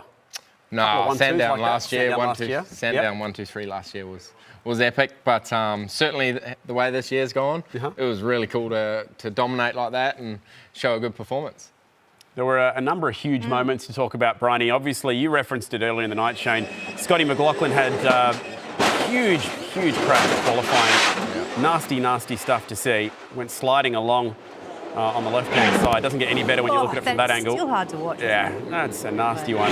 He bounced out. Thankfully, okay, was taken to hospital for some precautionary checkups. But the images of the weekend, Shane. And a hero comes along. Coming along to save the day. What was running through your head when you came through the chicane? Well, I seen the car on its side, and I didn't know which one of the two it was, but I saw how far it was from the corner, and I thought, man, that's a big shunt. And when I stopped, there was no one there, so stopped. But by the time I got there, all the fireys were there, and they did their thing and helped Scotty out, and he was pretty shaken, but it was pretty cool. And then I went to have a look what springs were in it. But I couldn't see they were up on the balcony. Left, wasn't there? One was up on the balcony. Well, not all heroes wear capes. Just kidding. I didn't think about that stuff. But it was cool to see him get out. And Chaz and him had two of the biggest crashes you'll ever see on that track, and they walked away relatively fine. So it was great to see that. We know it's a really tough, dangerous circuit, but I think it's not until you see a really big crash like that because you kind of almost take it for granted when you're going so close to the walls, and we see it in the slow-mos and the replays, and you kind of take it a little bit for granted. Then you see when it goes wrong, and you're just like, whoa, okay, yep. Well, there is some serious speed going on here, and it's high risk. The risk versus reward here is probably up there, maybe even higher than Bathurst. You push your car to the limit here, and the time just comes. You can really, even if your car's not quite there, you can rag it and get the extra time out of it. So there he is again. And after all the talk between the two teams and what happened at Bathurst, it was a really nice moment to just see the mates win out at the end of the day like that. I would have done it for any car in the field. Seeing a car crash like that, and how bad that was, and in qualifying as well, that they're pushing like crazy. So I'd do that for anyone, and you'd hope they'd do the same for you. If I arrived there, it was under red flag. There's nothing dangerous about stopping, so you'd hope that happens to anyone. Call it karma, call it good fortune, call it whatever you want, but you cleaned up that day as well off the back of that, and was really strong race result for you and Garth Tander. Good to see Garth get back to the top step of the podium too. Yeah, he had a good little start here with Craig. They were side by side. Craig was amazing off the line all weekend, but I just love seeing a Lowndes Tander race start again. That was pretty awesome. And they're good at it, aren't they? Yeah. Seeing them off the front row next to each other as well in particular, and then leading home the 1-2 finish. And this! What is this? I don't know, that's but one of the best cool. things I've seen in a long time. It's like, are you a new dance troupe now, or what's going on? You're going to be competing in Australia's Got Talent or something next. There's no way I'm doing a shoey, so that's a way better thing to do. I like that. Is that tradition now, or are you going to have to think of something fresh? I don't know. Yeah. We'll see what happens. We were going to try it in the office today to open the champagne at the Melbourne Cup party, but no one was prepared to go through with it. In terms of the championship picture, obviously Scott McLaughlin's got a pretty sizable lead as we check out the Imola backdrop for our Virgin Australia Supercars Championship. But to be running second this year is a huge effort. Yeah, thanks. It's been a tough one. You know, you can see all the Fords there pretty much are in the top 10.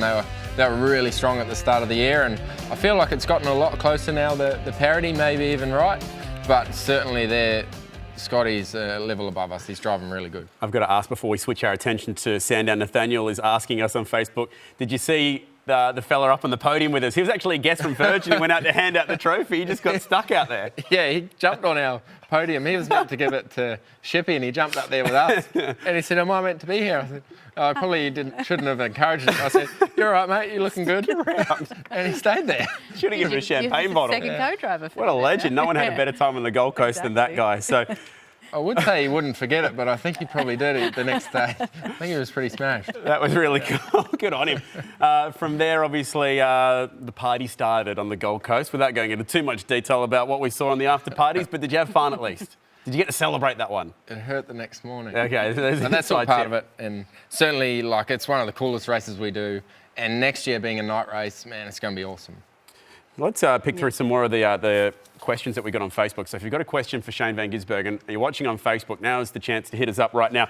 Who would win in a sim race? This is from Mish, between you and GT. Now, you guys had a chance to do that here, didn't you? You guys had a race here at Gfinity before, I think. Yeah, he's so old he doesn't even know how to use a computer. Hey! I smoked him. Come on now. You're He's just good at Frogger. That'd be his era. Pong? Wouldn't it? Maybe. Pong. Sorry, Garth. So there you go. That's the first ad. So I'm going to try and pick through as many of these as we can. So fill them in right now. Are you looking forward to the weekend? Retro round. You guys usually run pretty good at Sandown, obviously. Yeah, it's a cool track. But obviously this year it's going to be a bit different. I think it's going to be really tight competition. And I think probably the Nissan will be fast, surprisingly, Really? because with all the downforce stuff, they've got quick down the straight. So that's what Sandown's all about. So it'd be interesting to see if they spring a surprise. Andre Heimgartner and Bryce Ford are driving really, really well at the moment. Especially Bryce. Like, he's been the real surprise looking at all the co-driver stats. Yeah. He's matched his main driver pretty well. You've had plenty of chances to race Scotty McLaughlin. We just saw you two are pretty good mates. Have you had much of a chance to race him on the sim? That one's coming online. There was something on your Instagram, wasn't there? A couple we days raced ago, a few you guys were times this racing. week. I finally started beating him, which was good. But yeah, he was good. It took him a few days to recover, obviously, for the weekend, but he's good now and good to go for next week. All right, we'll keep things moving along. We are not too far away from going racing. We're going to be going to Imola for the final race of the night. We're going to wind back the clock, though, and take you to Tassie and a weekend where Shane also had another pretty strong race result. 3 rows, 2 rows, 1 row. Race 8 gets underway. Beautiful start by Van Gisbergen. Look at Frosty in the mix here. It's about right. Standard. On the big hit, left front, but I think it's all right. You have 9 laps of tyre on Scotty and permission to pass him when you get to it. Lovely. Let car 12 go. Let car 12 go. But now, or? Yes, mate, once he gets to your bumper, watch for fabs. Watch for fabs. Good driving, mate. Eyes forward now. You got 5 lap better tyres than fabs. This one traffic's a joke. Understood. We need blue flag for car 3. Blue flag for car 3. Mate, that front right corner is damaged. So, it's a bit winded. Copy, mate. Right, mate, Quicknut does have better advantage tyre. Just keep it up. No point defending him, mate. You just go past him in the straight, so I think a long game here. Keep your eyes ahead for LeBron. We have better tyres, and last one you were a lot quicker than him. I get it. Sorry about that negative attitude. It's just demoralising, mate. Sorry. Okay, folks. You think you've got 5 laps of tyre on us. Just play safe. Play safe, please. Mate, it's that front right tyre is destroyed. Quit killing it. Just lost all turn, mate, all turn. Was it bad from the start of the spin, mate, or did you damage the tyre? Well, it wasn't great, but damaged the tyre. Mate, that tyre, have to get it off. That is a beautiful pass. That's a very nice execution. Good driving, mate. Really good work. 41 to go. Long way. Keep pushing on in this thing. Coming in the garage. So, just getting in the way of everybody's race. 51.7 for cool time last lap. What the hell is lap every lap now? If somebody start watching the last corner and let me know if people start running off, that's where the rain is. That's where it'll get wet first. I've got no gear shifter, mate. The gear shift's not working yet. Gear shifter, the gear levers come off. I've got no gear lever.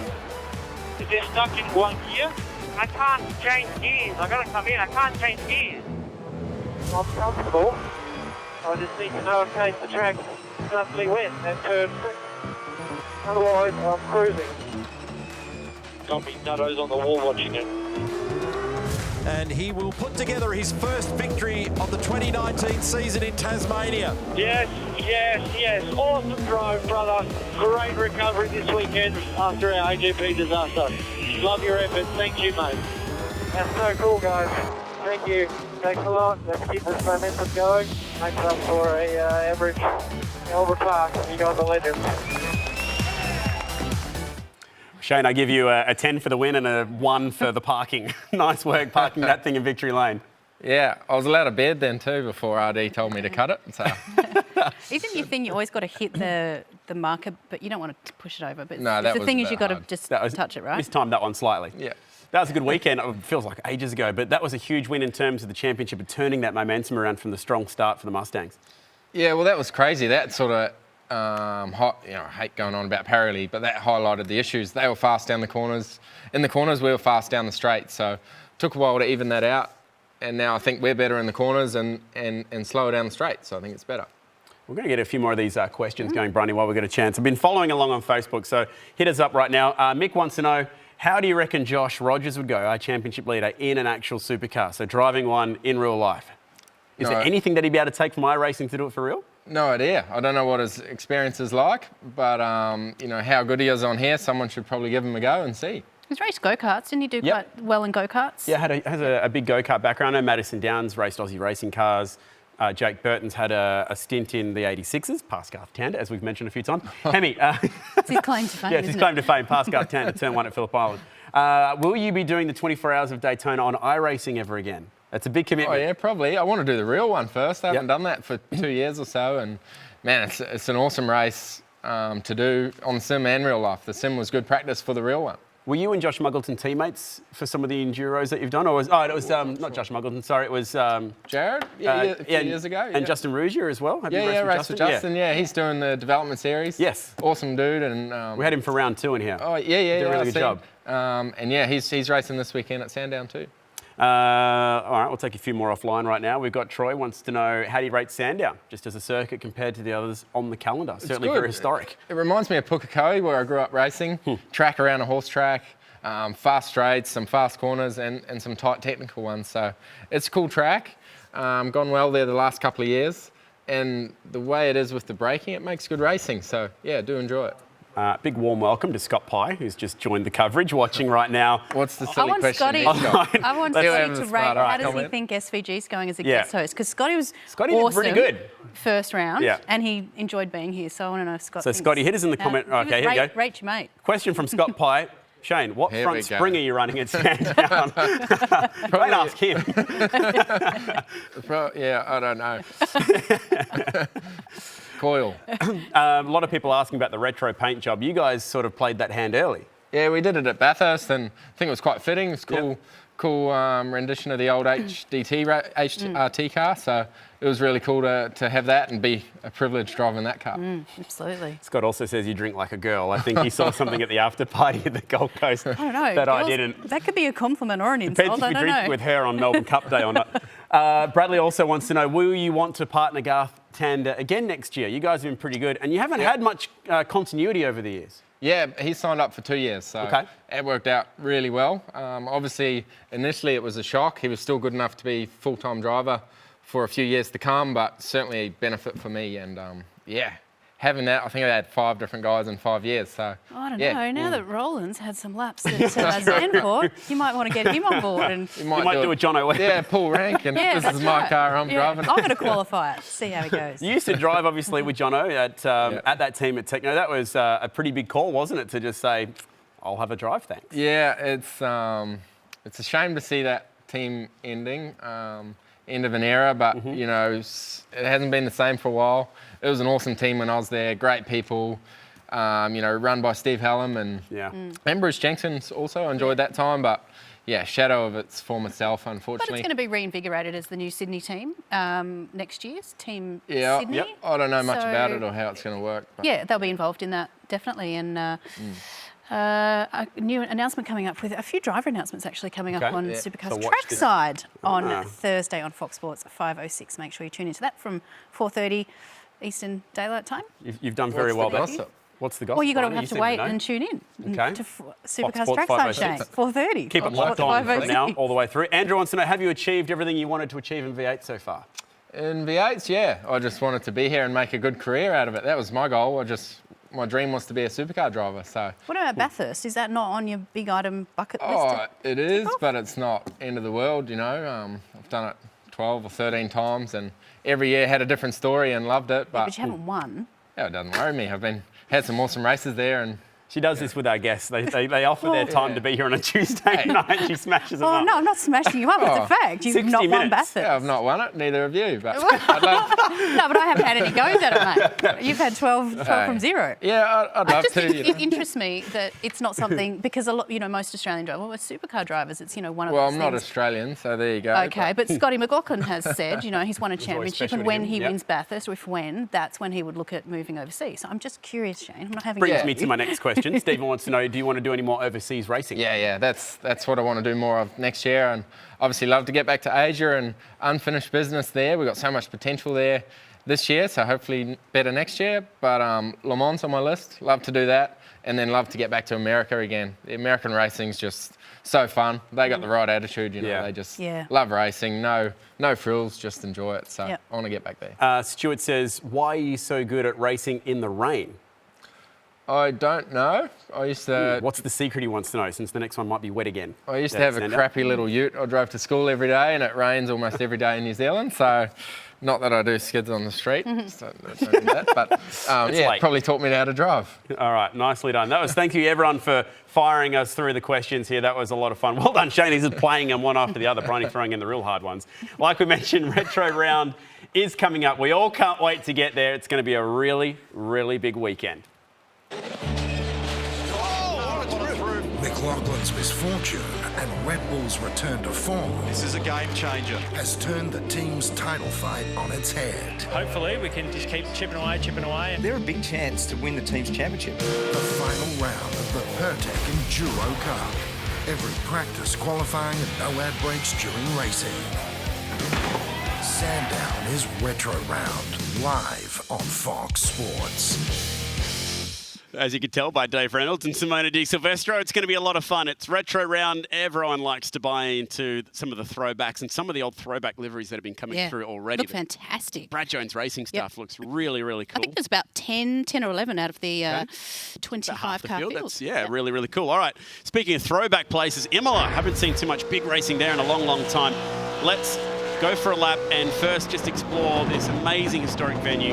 Tamburello's not quite what it used to be, obviously, with the new chicane that's been added there over the years. Really difficult to get that right still. And Shane, this would just be about on any race car driver's bucket list, this track. Yeah, as you say, some of the major corners, the historic parts of this track are gone, but those chicanes do make good passing zones. Long straights into tight corners, open ones like this hairpin.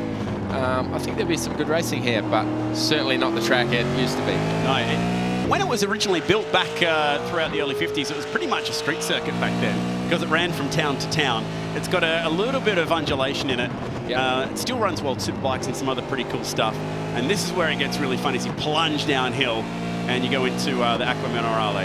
And you can see all the houses on the right there. And I think into the last corner as well, I remember seeing the Superbikes race. There's just houses everywhere. So it's pretty cool to be right in the middle of all that. And I think through this corner as well, there's some massive curves, so it should look pretty cool through here. Yeah, should be able to bounce up on 2 wheels like we saw at Monza. Here we go, him hard.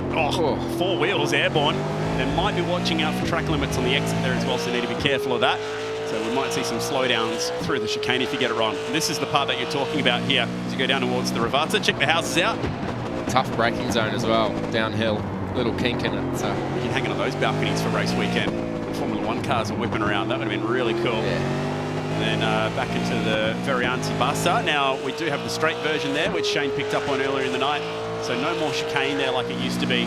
So it's a really fast entrance onto the front straight, running on the Grand Prix circuit, one of the coolest circuits in the world, runs just under 5 kilometres. And we've gridded them up, combination of points for the night. And Jared Filsell is having a night out. He and Dane Warren will be off the front row, Bryony, and looking to finish what's been a really good, strong run for them so far. Yeah, and then some big hitters behind them. Josh Rogers and Jake Burton off row 2, followed by Brady Myers and Ian Forden. Row 3, row 4, Richard Hampstead and Madison Down, then Josh Muggleton, Emily Jones. And off at the back row, it's the Boost Mobile entry, Ethan Grigalt, and the Raw entry of Brenton Hobson. All right, so that's how they're going to line up for the last race of the night. Again, 10 laps. It will have compulsory pit stops. We'll see how the strategy all works out as well. We've got Jonathan Simon watching on. It's been a really busy night, races 1 and 2. And Jonathan, plenty going on in race 2. What was the latest gossip there? Yeah, penalty for Hobson, who re-entered the racetrack after his pit stop. And it was quite a tough penalty because it was 3 wide. And I think he collided, of course, with Richard Hampstead. So the stewards, of course, behind the scenes gave him a 5-second penalty, cost him a few points. And for that race 3 pole that you were discussing between Filsell and Warren, they were actually tied on points. So it was Filsell who won out on the tiebreaker. Remember, he did win race 1 today from the Nurburgring. All right, nice work. So how is this all going to play out? Track temp, it's late afternoon, so track temperature should be pretty big for this one as well, I think.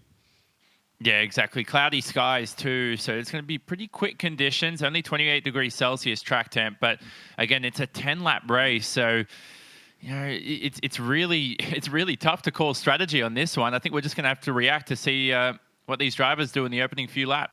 All right, thank you very much, Jonathan. Now, Bryony Ingerson has been promising me a fun fact about Imola all night. I've waited This is going to change your life, Chad. for this. It's going to change your life. So This please. is the funnest, most useless fact. But you will now associate with Imola every time. So you know how you do this? Oh, no. Yes, you pop your ears, yeah. Okay. Well, did you know that the person that came up with that was a researcher of the anatomy of ears? It's called the Valsalva maneuver because Antonio Maria Valsalva was born in Imola. And so she actually invented that. So next time you do that, to clear your sinuses, you think of Imola. And I bet that you will for the rest of your life and you'll hate me for it. I waited 3 hours for that. Was that not useless fact I heard today? Let's go racing. Let's go racing. Couldn't have said it better, Shane. Let's go racing at Imola. Wow, shut down. And we are off and running for the final race of the night. So let's do this. And the run is down to Tamburello, and that is a really nice start for Jared Filsell's got that car moving, and Josh Rogers out of nowhere is fighting for second, and he's going to get it done on the outside through Tamburello. Not quite. Dane Warren prevails, runs him out of road nicely. Jake Burton slots into 4. Haven't seen the best of Jake yet tonight after disappointment in round 1. He bounced back at Zandvoort. But what's he got here tonight for the final race? Race 10 of the championship at Imola. Fight is on here. Rogers looking up the inside there at the hairpin. Yeah, at the toe, so he might make this stick. Gives him plenty of room again. Drive out. Got the line for the next left as well. Ooh, nice clear to keep the overlap. So Dane Warren with a really nice amount of traction out of Tosa hairpin. Plunge down the hill for the first time. And that's important to get that Red Bull Holden Racing Team car between the teammates at the start of this one. Section changed over the years. They used to have a much sharper hairpin, much sharper chicane down the bottom of the hill for Formula 1. Open it up. Here's a good passing spot under brakes. Rogers has a big look. Oh, had to pull out of that move. Oh. Dane took a lot of curve there, but it killed him on the exit. I think he's going to lose the spot. And with a really good drive, he draws level. This will be tied down at Ravazza. If he can hang on the outside, he'll have the inside for the 2 left-handers, and he gets him cleared. Nice move. Nearly, not quite. Shane's egging him on from the commentary box, but that is the move officially made. Walkinshaw and Andretti United 1-2. Been a big week for Ryan Walkinshaw. He actually competed in his own esports tournament this week. Wasn't car-based. Did pretty well, I think, too. It's pretty handy. Closet gamer. Yeah, loves his gaming. I love how many of the drivers in our field have been gamers the whole life, from PS1 all the way through. Some of them early days Nintendo. So really cool stuff. I love it. iRacing is taking it to the extreme. Further back, there's plenty to look at back in the pack as well. This is the fight for 8th. Muggleton Jones. Ethan Grigalt, who's had an off night. He's been really quick so far this year. Madison Down snuck into the pits well. We didn't see there as well, trying to get out of the traffic. Early pit stop for the man who was leading the championship after the opening round. He was buried in the pack, so obviously trying to get some clean track there. Aggressive move then to get out of the traffic across the top of the circuit. Piratella, the top of the hill.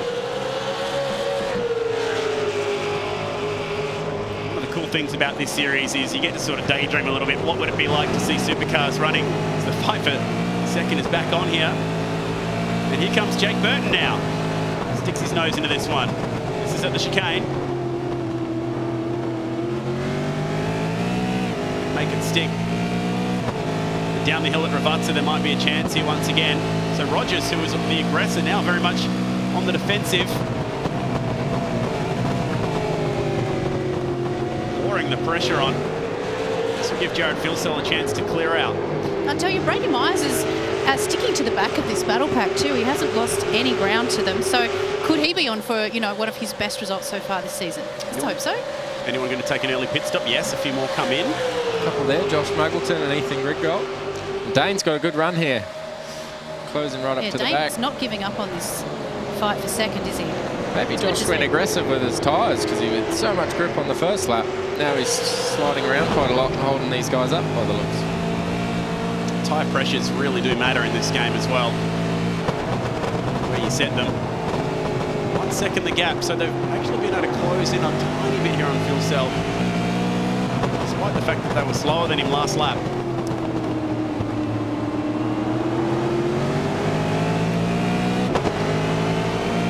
Famous circuit for Formula One, all the way up to the turn of the millennium. Ran both the Italian Grand Prix and the San Marino Grand Prix. Even though the track technically isn't in San Marino, it's in Bologna, in Italy. Yeah. Still, exactly. Still runs. That's what always comes to mind when I think of Bologna. Does run the World Touring Car Championship there for a while, and World Superbikes have always been a pretty mainstay of this track. Be a wicked track on a motorcycle around here. Very, very fast. Always has been. Plenty of big curbs. And they're using them, aren't they? Yep. Oh. Love how realistic this game is, the way the cars lurch over the curbs. We saw plenty of that on the Gold Coast. It's pretty realistic. Love that sound too when you flick up the dust and the rocks. So much attention to detail. Hope you're enjoying the action wherever you're watching from around the world. We've had plenty of viewers tonight. Great vibe going on online. Thanks for all the questions on Facebook. More pit stops. Oh, man, that was tight. Did he get that thing stopped? He's already had one tonight, Josh Rogers, for speeding in pit lane, although that was pit exit the last time he got pinged. And it's a long pit lane, this one. Looking at 38 seconds with the pit stop. How much of a crossword do you think Roland Dane could complete during a pit stop? A cryptic one, probably. Three ups and three downs and two acrosses? Or? He would have finished it by now. Just ask him. He strikes me as a guy who'd be very handy at crosswords, just quietly. Back to the drivers who have pitted so far. It's worked for Madison. He's jumped those guys there, I think. So that early stop has gained him a couple of spots. Must have some pretty good car speed as well, because it would have been a huge undercut there, other than clean air. Where are they going to come out? They're going to be flying by the time they reach these guys at pit exit. But I think the guys coming out of the pits have got them cleared.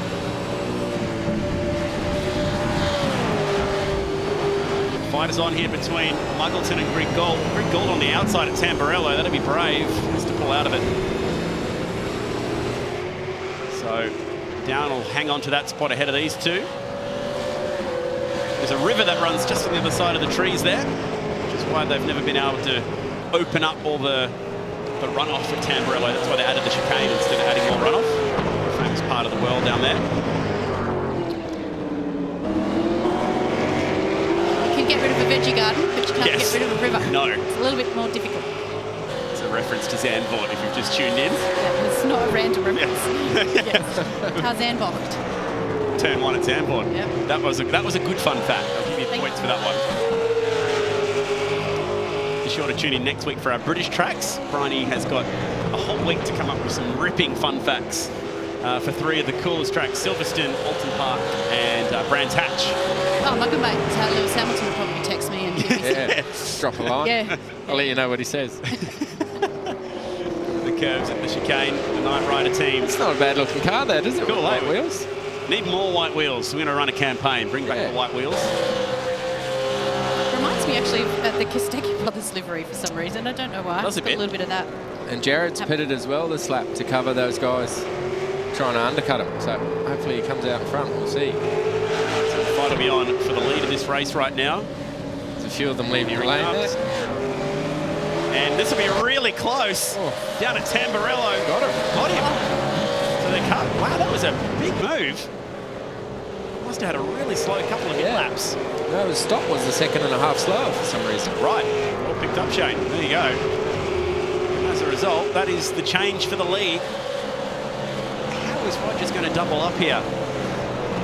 Well, he hasn't got the job done yet. He's still got Dane Warren to contend I've with. got a feeling this could be Dane's night, or this race. It's looking really racy, wanting to grab his first win in the Gfinity Supercars Eseries. We're up to race 10. And Brady's jumped Jake as well there. He's looking good too. Dane really needed a big night tonight, and he has delivered here with potential for a couple of podiums and a great result in the reverse grid race too. So shaking off what happened to him at the USA. 2 more rounds to go, like we said, the English tracks, and then we finish it up with a run of the Aussie tracks to cap off the year. Oran Park included in that one, which is cool. Shane You made your Supercars debut at Oran Park. Yeah, that was a cool 10 track. years ago. Shame it's not around anymore. Was it Team Kiwi? Team Kiwi, yeah. Very young Shane van Gisbergen rocking up and impressing on debut. A very wet weekend as well, I think, from memory. Yeah, the second and third race were really wet. I think that was Lee Holdsworth's first win. There you go, Oran Park.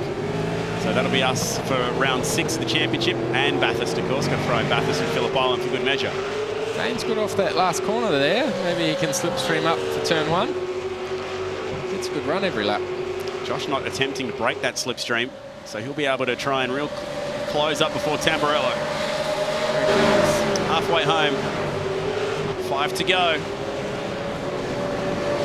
It's close, but not close enough. Good to see plenty more action in the background. These guys running nearly 3 wide further back. The fight is on. And that was Hobson hopping in behind Muggleton, and Greg Gould have been having at it and now off. Gee, Muggleton is getting served every race, it feels like, at the moment. Is that contact? Yeah, between him and Ethan. And again, he drops to the back of the pack. Man, he'll be reaching for the quit button tonight once again. Can't take much of a trick tonight, or at any night so far, Josh Muggleton. Running in there with Brenton Hobson in the raw entry. That car looking cool. And Brenton picking up a good race result for race 8, which was the first race of the night. Going to continue that form for the 3 English tracks next week. So a 1-week layoff next time. We're straight back in it off the back of Sandown. And then we wrap it up the week of Newcastle. Sure do. Can't wait. Emily Jones, obviously number 1 on the totem, but she has yet to pit. She's the only driver out of the field that has yet to take that compulsory pit stop.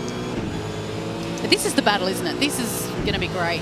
The battle between Dane Warren and Josh Rogers. And I'm kind of on Team Red Bull. Only right now, only for the next 4 laps. Good, because you weren't in question time, so I'm glad you come around. But certainly, following him for 3 races, he'll be frustrated. He's had the shot there, so hopefully he can make a pass. It's close this time. He's really close. He's got a bit of a run in the slipstream too. He might not even need to do it at the first corner. He's got just pure speed. He pulls to the outside. This for the lead. Lock the rears a bit. Oh, that is tight. Really tight. Good racing. Championship leader prevails. Rogers will be dropping his 12th place, which was the first race of the night. Going to finish off in style with a pair of wins. Well, it's what's happened here is it's also allowed Jared Filsell to close on in. So not only now is he attacking Josh Rogers, but he's got to keep an eye on the review mirror too to make sure he can at least hang on to second. And when you are iRacing, Shane, how much can you look in the revision mirrors? How much can you see, or is it negligible? Yeah, like the real thing, you can see, you can set up the side mirrors, I think, as well. And yeah, you certainly got a good idea of what's going on around you. So Dane will be very well aware that he is the meat in a Walkinshaw Andretti United sandwich. Yeah. Sound that delicious? And Jared, looks like his tyres have come up. Took him a couple of laps there, but putting the pressure on now. Which which is a shame because when Dane was looking forward just before, he was really charging hard. He's aggressive, is he, Dane Warren? He had a crack earlier at Zandvoort, couldn't quite make that one stick. We saw at Bathurst he wasn't afraid to try pull moves on the outside of people there, which is always cool. Turn 2 there it was, wasn't it? Tried the Jamie move from 2013. Past the houses and the grandstands. Next time by 3 to go. On board with Jared Filsell. Now he has a chance to get the big toe down the front straight. Really close. It looks like he's gaining. Now he's got plenty of momentum. Warren goes defensive. Got him covered though for now.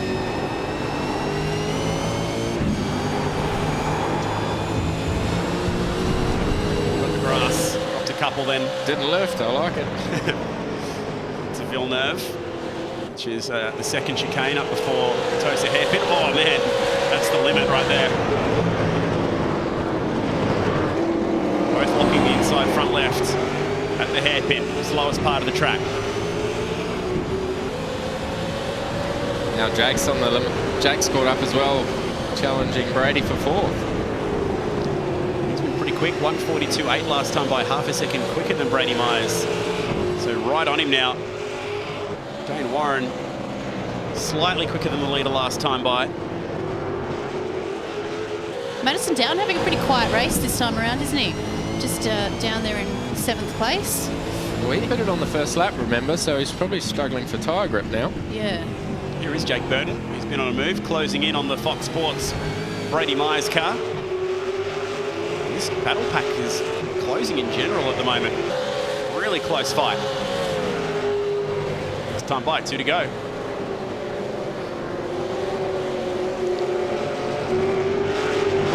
See if Jake Burton in the Dunlop Brad Jones car can get a nice exit out of here. Brady picked up his first podium. He's got a good run, doesn't he? Yeah, when Jake picked up his first win last round at the Glen, he's tucked in nice and close. Past the start finish line, 2 to go. He pulls to the outside. Making him go the long way. I've seen plenty of this tonight. But it's just so hard to make that one stick. Oh, Myers has a bit of a slide mid-corner. He gives him a rub. Tries to get the overlap at the exit at Tamburello. Now up to Villeneuve. And he has got something of an overlap. Can he go deep on the brakes? Man, Myers went really late. He's got another good run. Has to have a dive, surely, the hairpin. Oh. He does. Oh, the block was almost up there. That is an awesome move. He's helping around the outside. That was like he's into him. Out of control, and they banged doors. Gloves are off now. And Burton gets the job done. That is one of the moves off the night. He's lost a fender in the process. That was cool.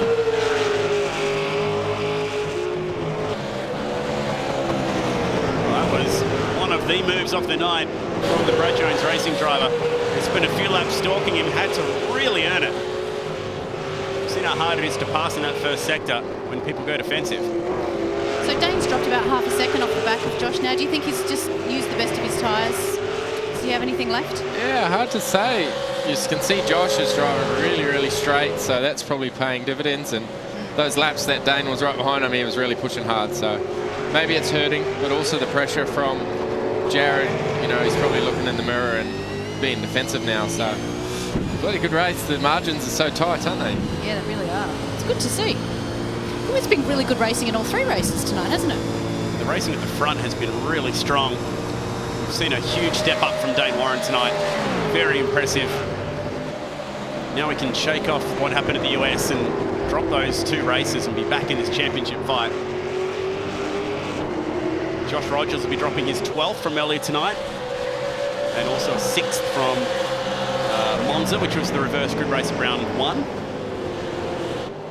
And that leaves him with a pretty impressive scorecard after all of those results are worked out. Bit of mid-corner push. Last lap, they're all using up the tyres they had left.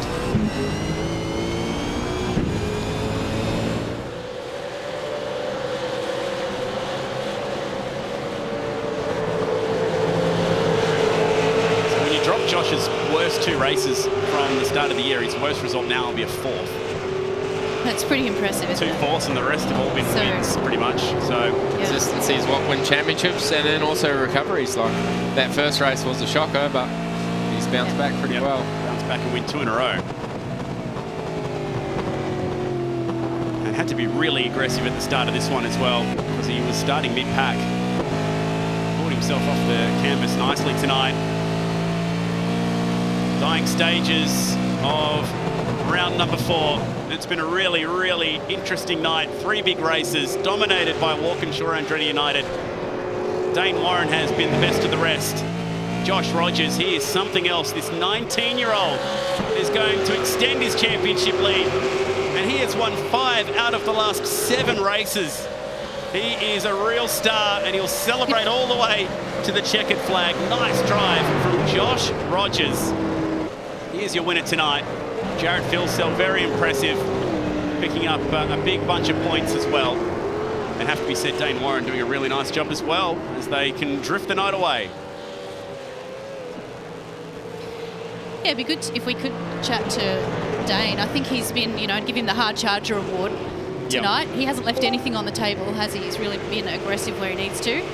Being the Red Bull racer, I think it'd be nice for him and SVG to be able to catch up on a Tuesday night. Cute. Instead of a nice big night of racing. Further down the order, great drive once again, Jake Burton. He's really firm for top 3 in this championship now. That'll be between he and probably Dane Warren now. Dane dropped back to 6th, but be able to drop his 2 worst results and come firing back up the order. For me, it's been good to see Brady Myers just have a solid night. Yep. Get some good results. I think he needed that after, probably losing a little bit of confidence over the last couple of rounds with some penalties and so forth. And Josh Muggleton, like you said, will be ready to hit the quit button as soon as this race is over. And tough night for him. Yeah, eyes forward to the UK next week. Yeah, he just cannot have any luck heading his way at the moment. Imola, last race of the night, and it was really entertaining. Just watch the start of this race from Josh Rogers' point of view. Got a really good start off that second row and managed to go straight with the leaders and have a huge crack at trying to get to the lead at the very first corner. Committed hard on the outside of Dane Warren. Dane gave him some room. They ran side by side through there. Further back, that was a big slide for Hampstead. Bit of an off night for Hampstead. Had a good race to start the night, but since then slipped back a little bit. Running over the curbs, nice and aggressive. Rogers was able to get ahead of his main rival in the championship with Dane Warren, and then also ahead of Jared Filsell during the pit stops. A slow stop, which SVG picked up on for Jared. That brought Brady Myers into the fight. He was doing a really nice job sitting in 4th. Then this moment, wow, that car nearly went upside down.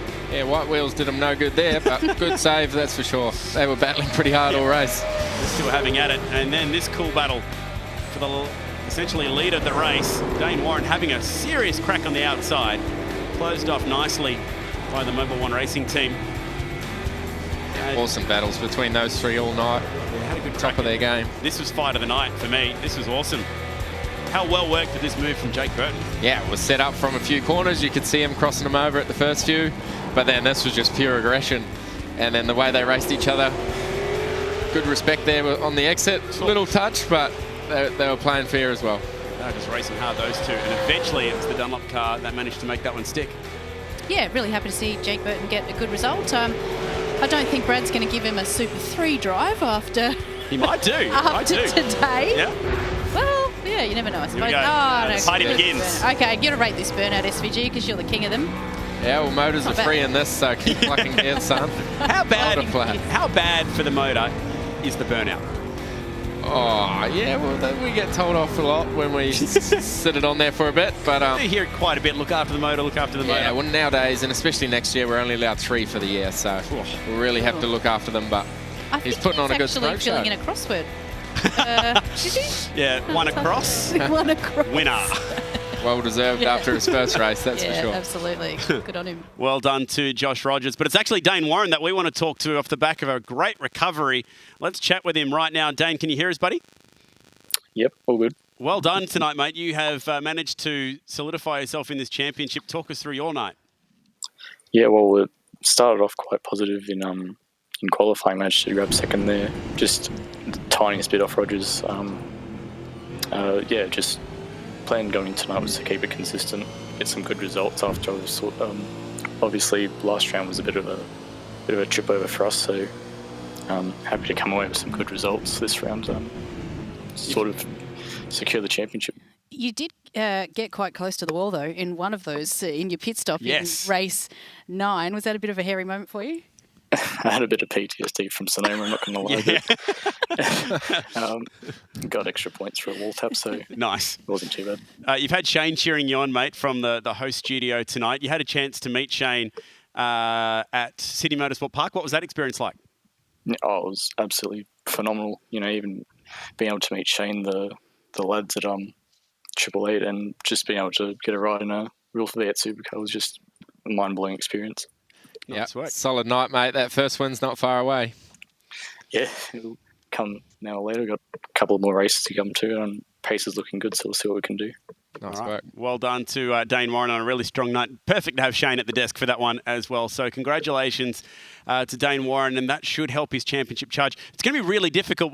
We'll try and update the points at the end of the night, but it'll be difficult because we won't be able to take those 2 races out yet, Bryony. But what we know is Josh Rogers is looking pretty good. Yeah, absolutely. I mean, he's got to be the man to beat, doesn't he? But not only has he won 2 races tonight, but it's also a Walkinshaw Andretti United clean sweep. Good pickup. Again. So it's almost like, what can you throw at Josh that can, I guess, harm him or, damage any of his results? At the moment, he just seems, you send him from the front, he wins. You send him from the back, he manages to win. So looking good either way. He's on fire. It's great to see, though. All right, to wrap up the night, let's check out our final Shannons classic moment for the evening. Plenty of good scraps to enjoy in this fight, but for me, it was really that battle late in the race between Jake Burton and Brady Myers, and he stalked him and chased him down, and Shane Van Gisbergen, eventually he was able to make this move stick. Yeah, great move. You'll see so aggressive up here. Slides the rear a bit on entry, bit of contact on the exit, but arms and legs going everywhere by the looks, but that's good racing. He'll be able to afford plenty of no bun, no burger, no meat, no cheese meal deals with $500. If you think that is the best move of the night, then hop online. The voting is now open, and you can head to the website and maybe vote for that as your favourite moment. You could also win yourself $500. That wraps up the Shannons Classic Moments for tonight. So let's check out how they all wash out off the back of a big 10-lap race at Imola. And Josh Rogers, man, he is just so good, beating home Dane Warren for the Red Bull Holden Racing team. It's weird seeing a Red Bull car with a 38 next to it. So used to seeing the 88 being the Red Bull car. Jared Filsell, another strong run for them, running the traditional 2 and 22. Jake Burton, he's going to be looking pretty good in points. In Ford, sitting mid-pack at the moment. A strange one, like Bryony said, for Madison Down. Couldn't quite get that car going then to wrap up the night. And Josh Muggleton is unfortunately all out of luck in this championship. All right, we're not going to be too far here. We're going to wrap up the night and say good night to Shane Van Gisbergen on the other side of this.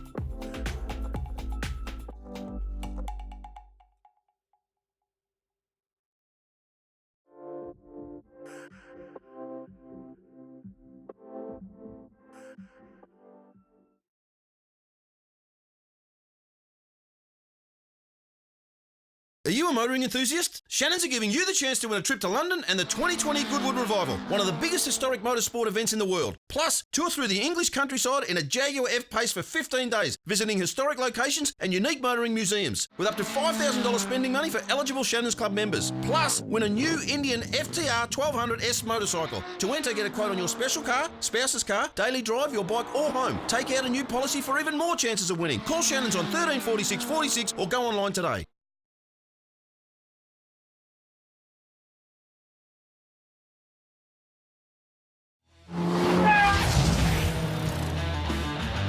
Shannons are giving you the chance to win a trip to London for the Goodwood Revival, an amazing celebration of motorsport covering the 40s, 50s and 60s. Plus, there's also the chance to win this, the incredible Indian FTR 1200S. To enter, just go to shannons.com.au and request a quote.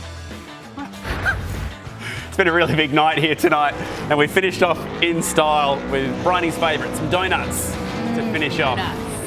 And also Shane's favourite, some donuts. This variety for Shane, as Josh Rogers finished off just another great night at the sim, continuing on his merry way and leading this championship. Now, we are yet to drop our 2 races, so that's why this is provisional.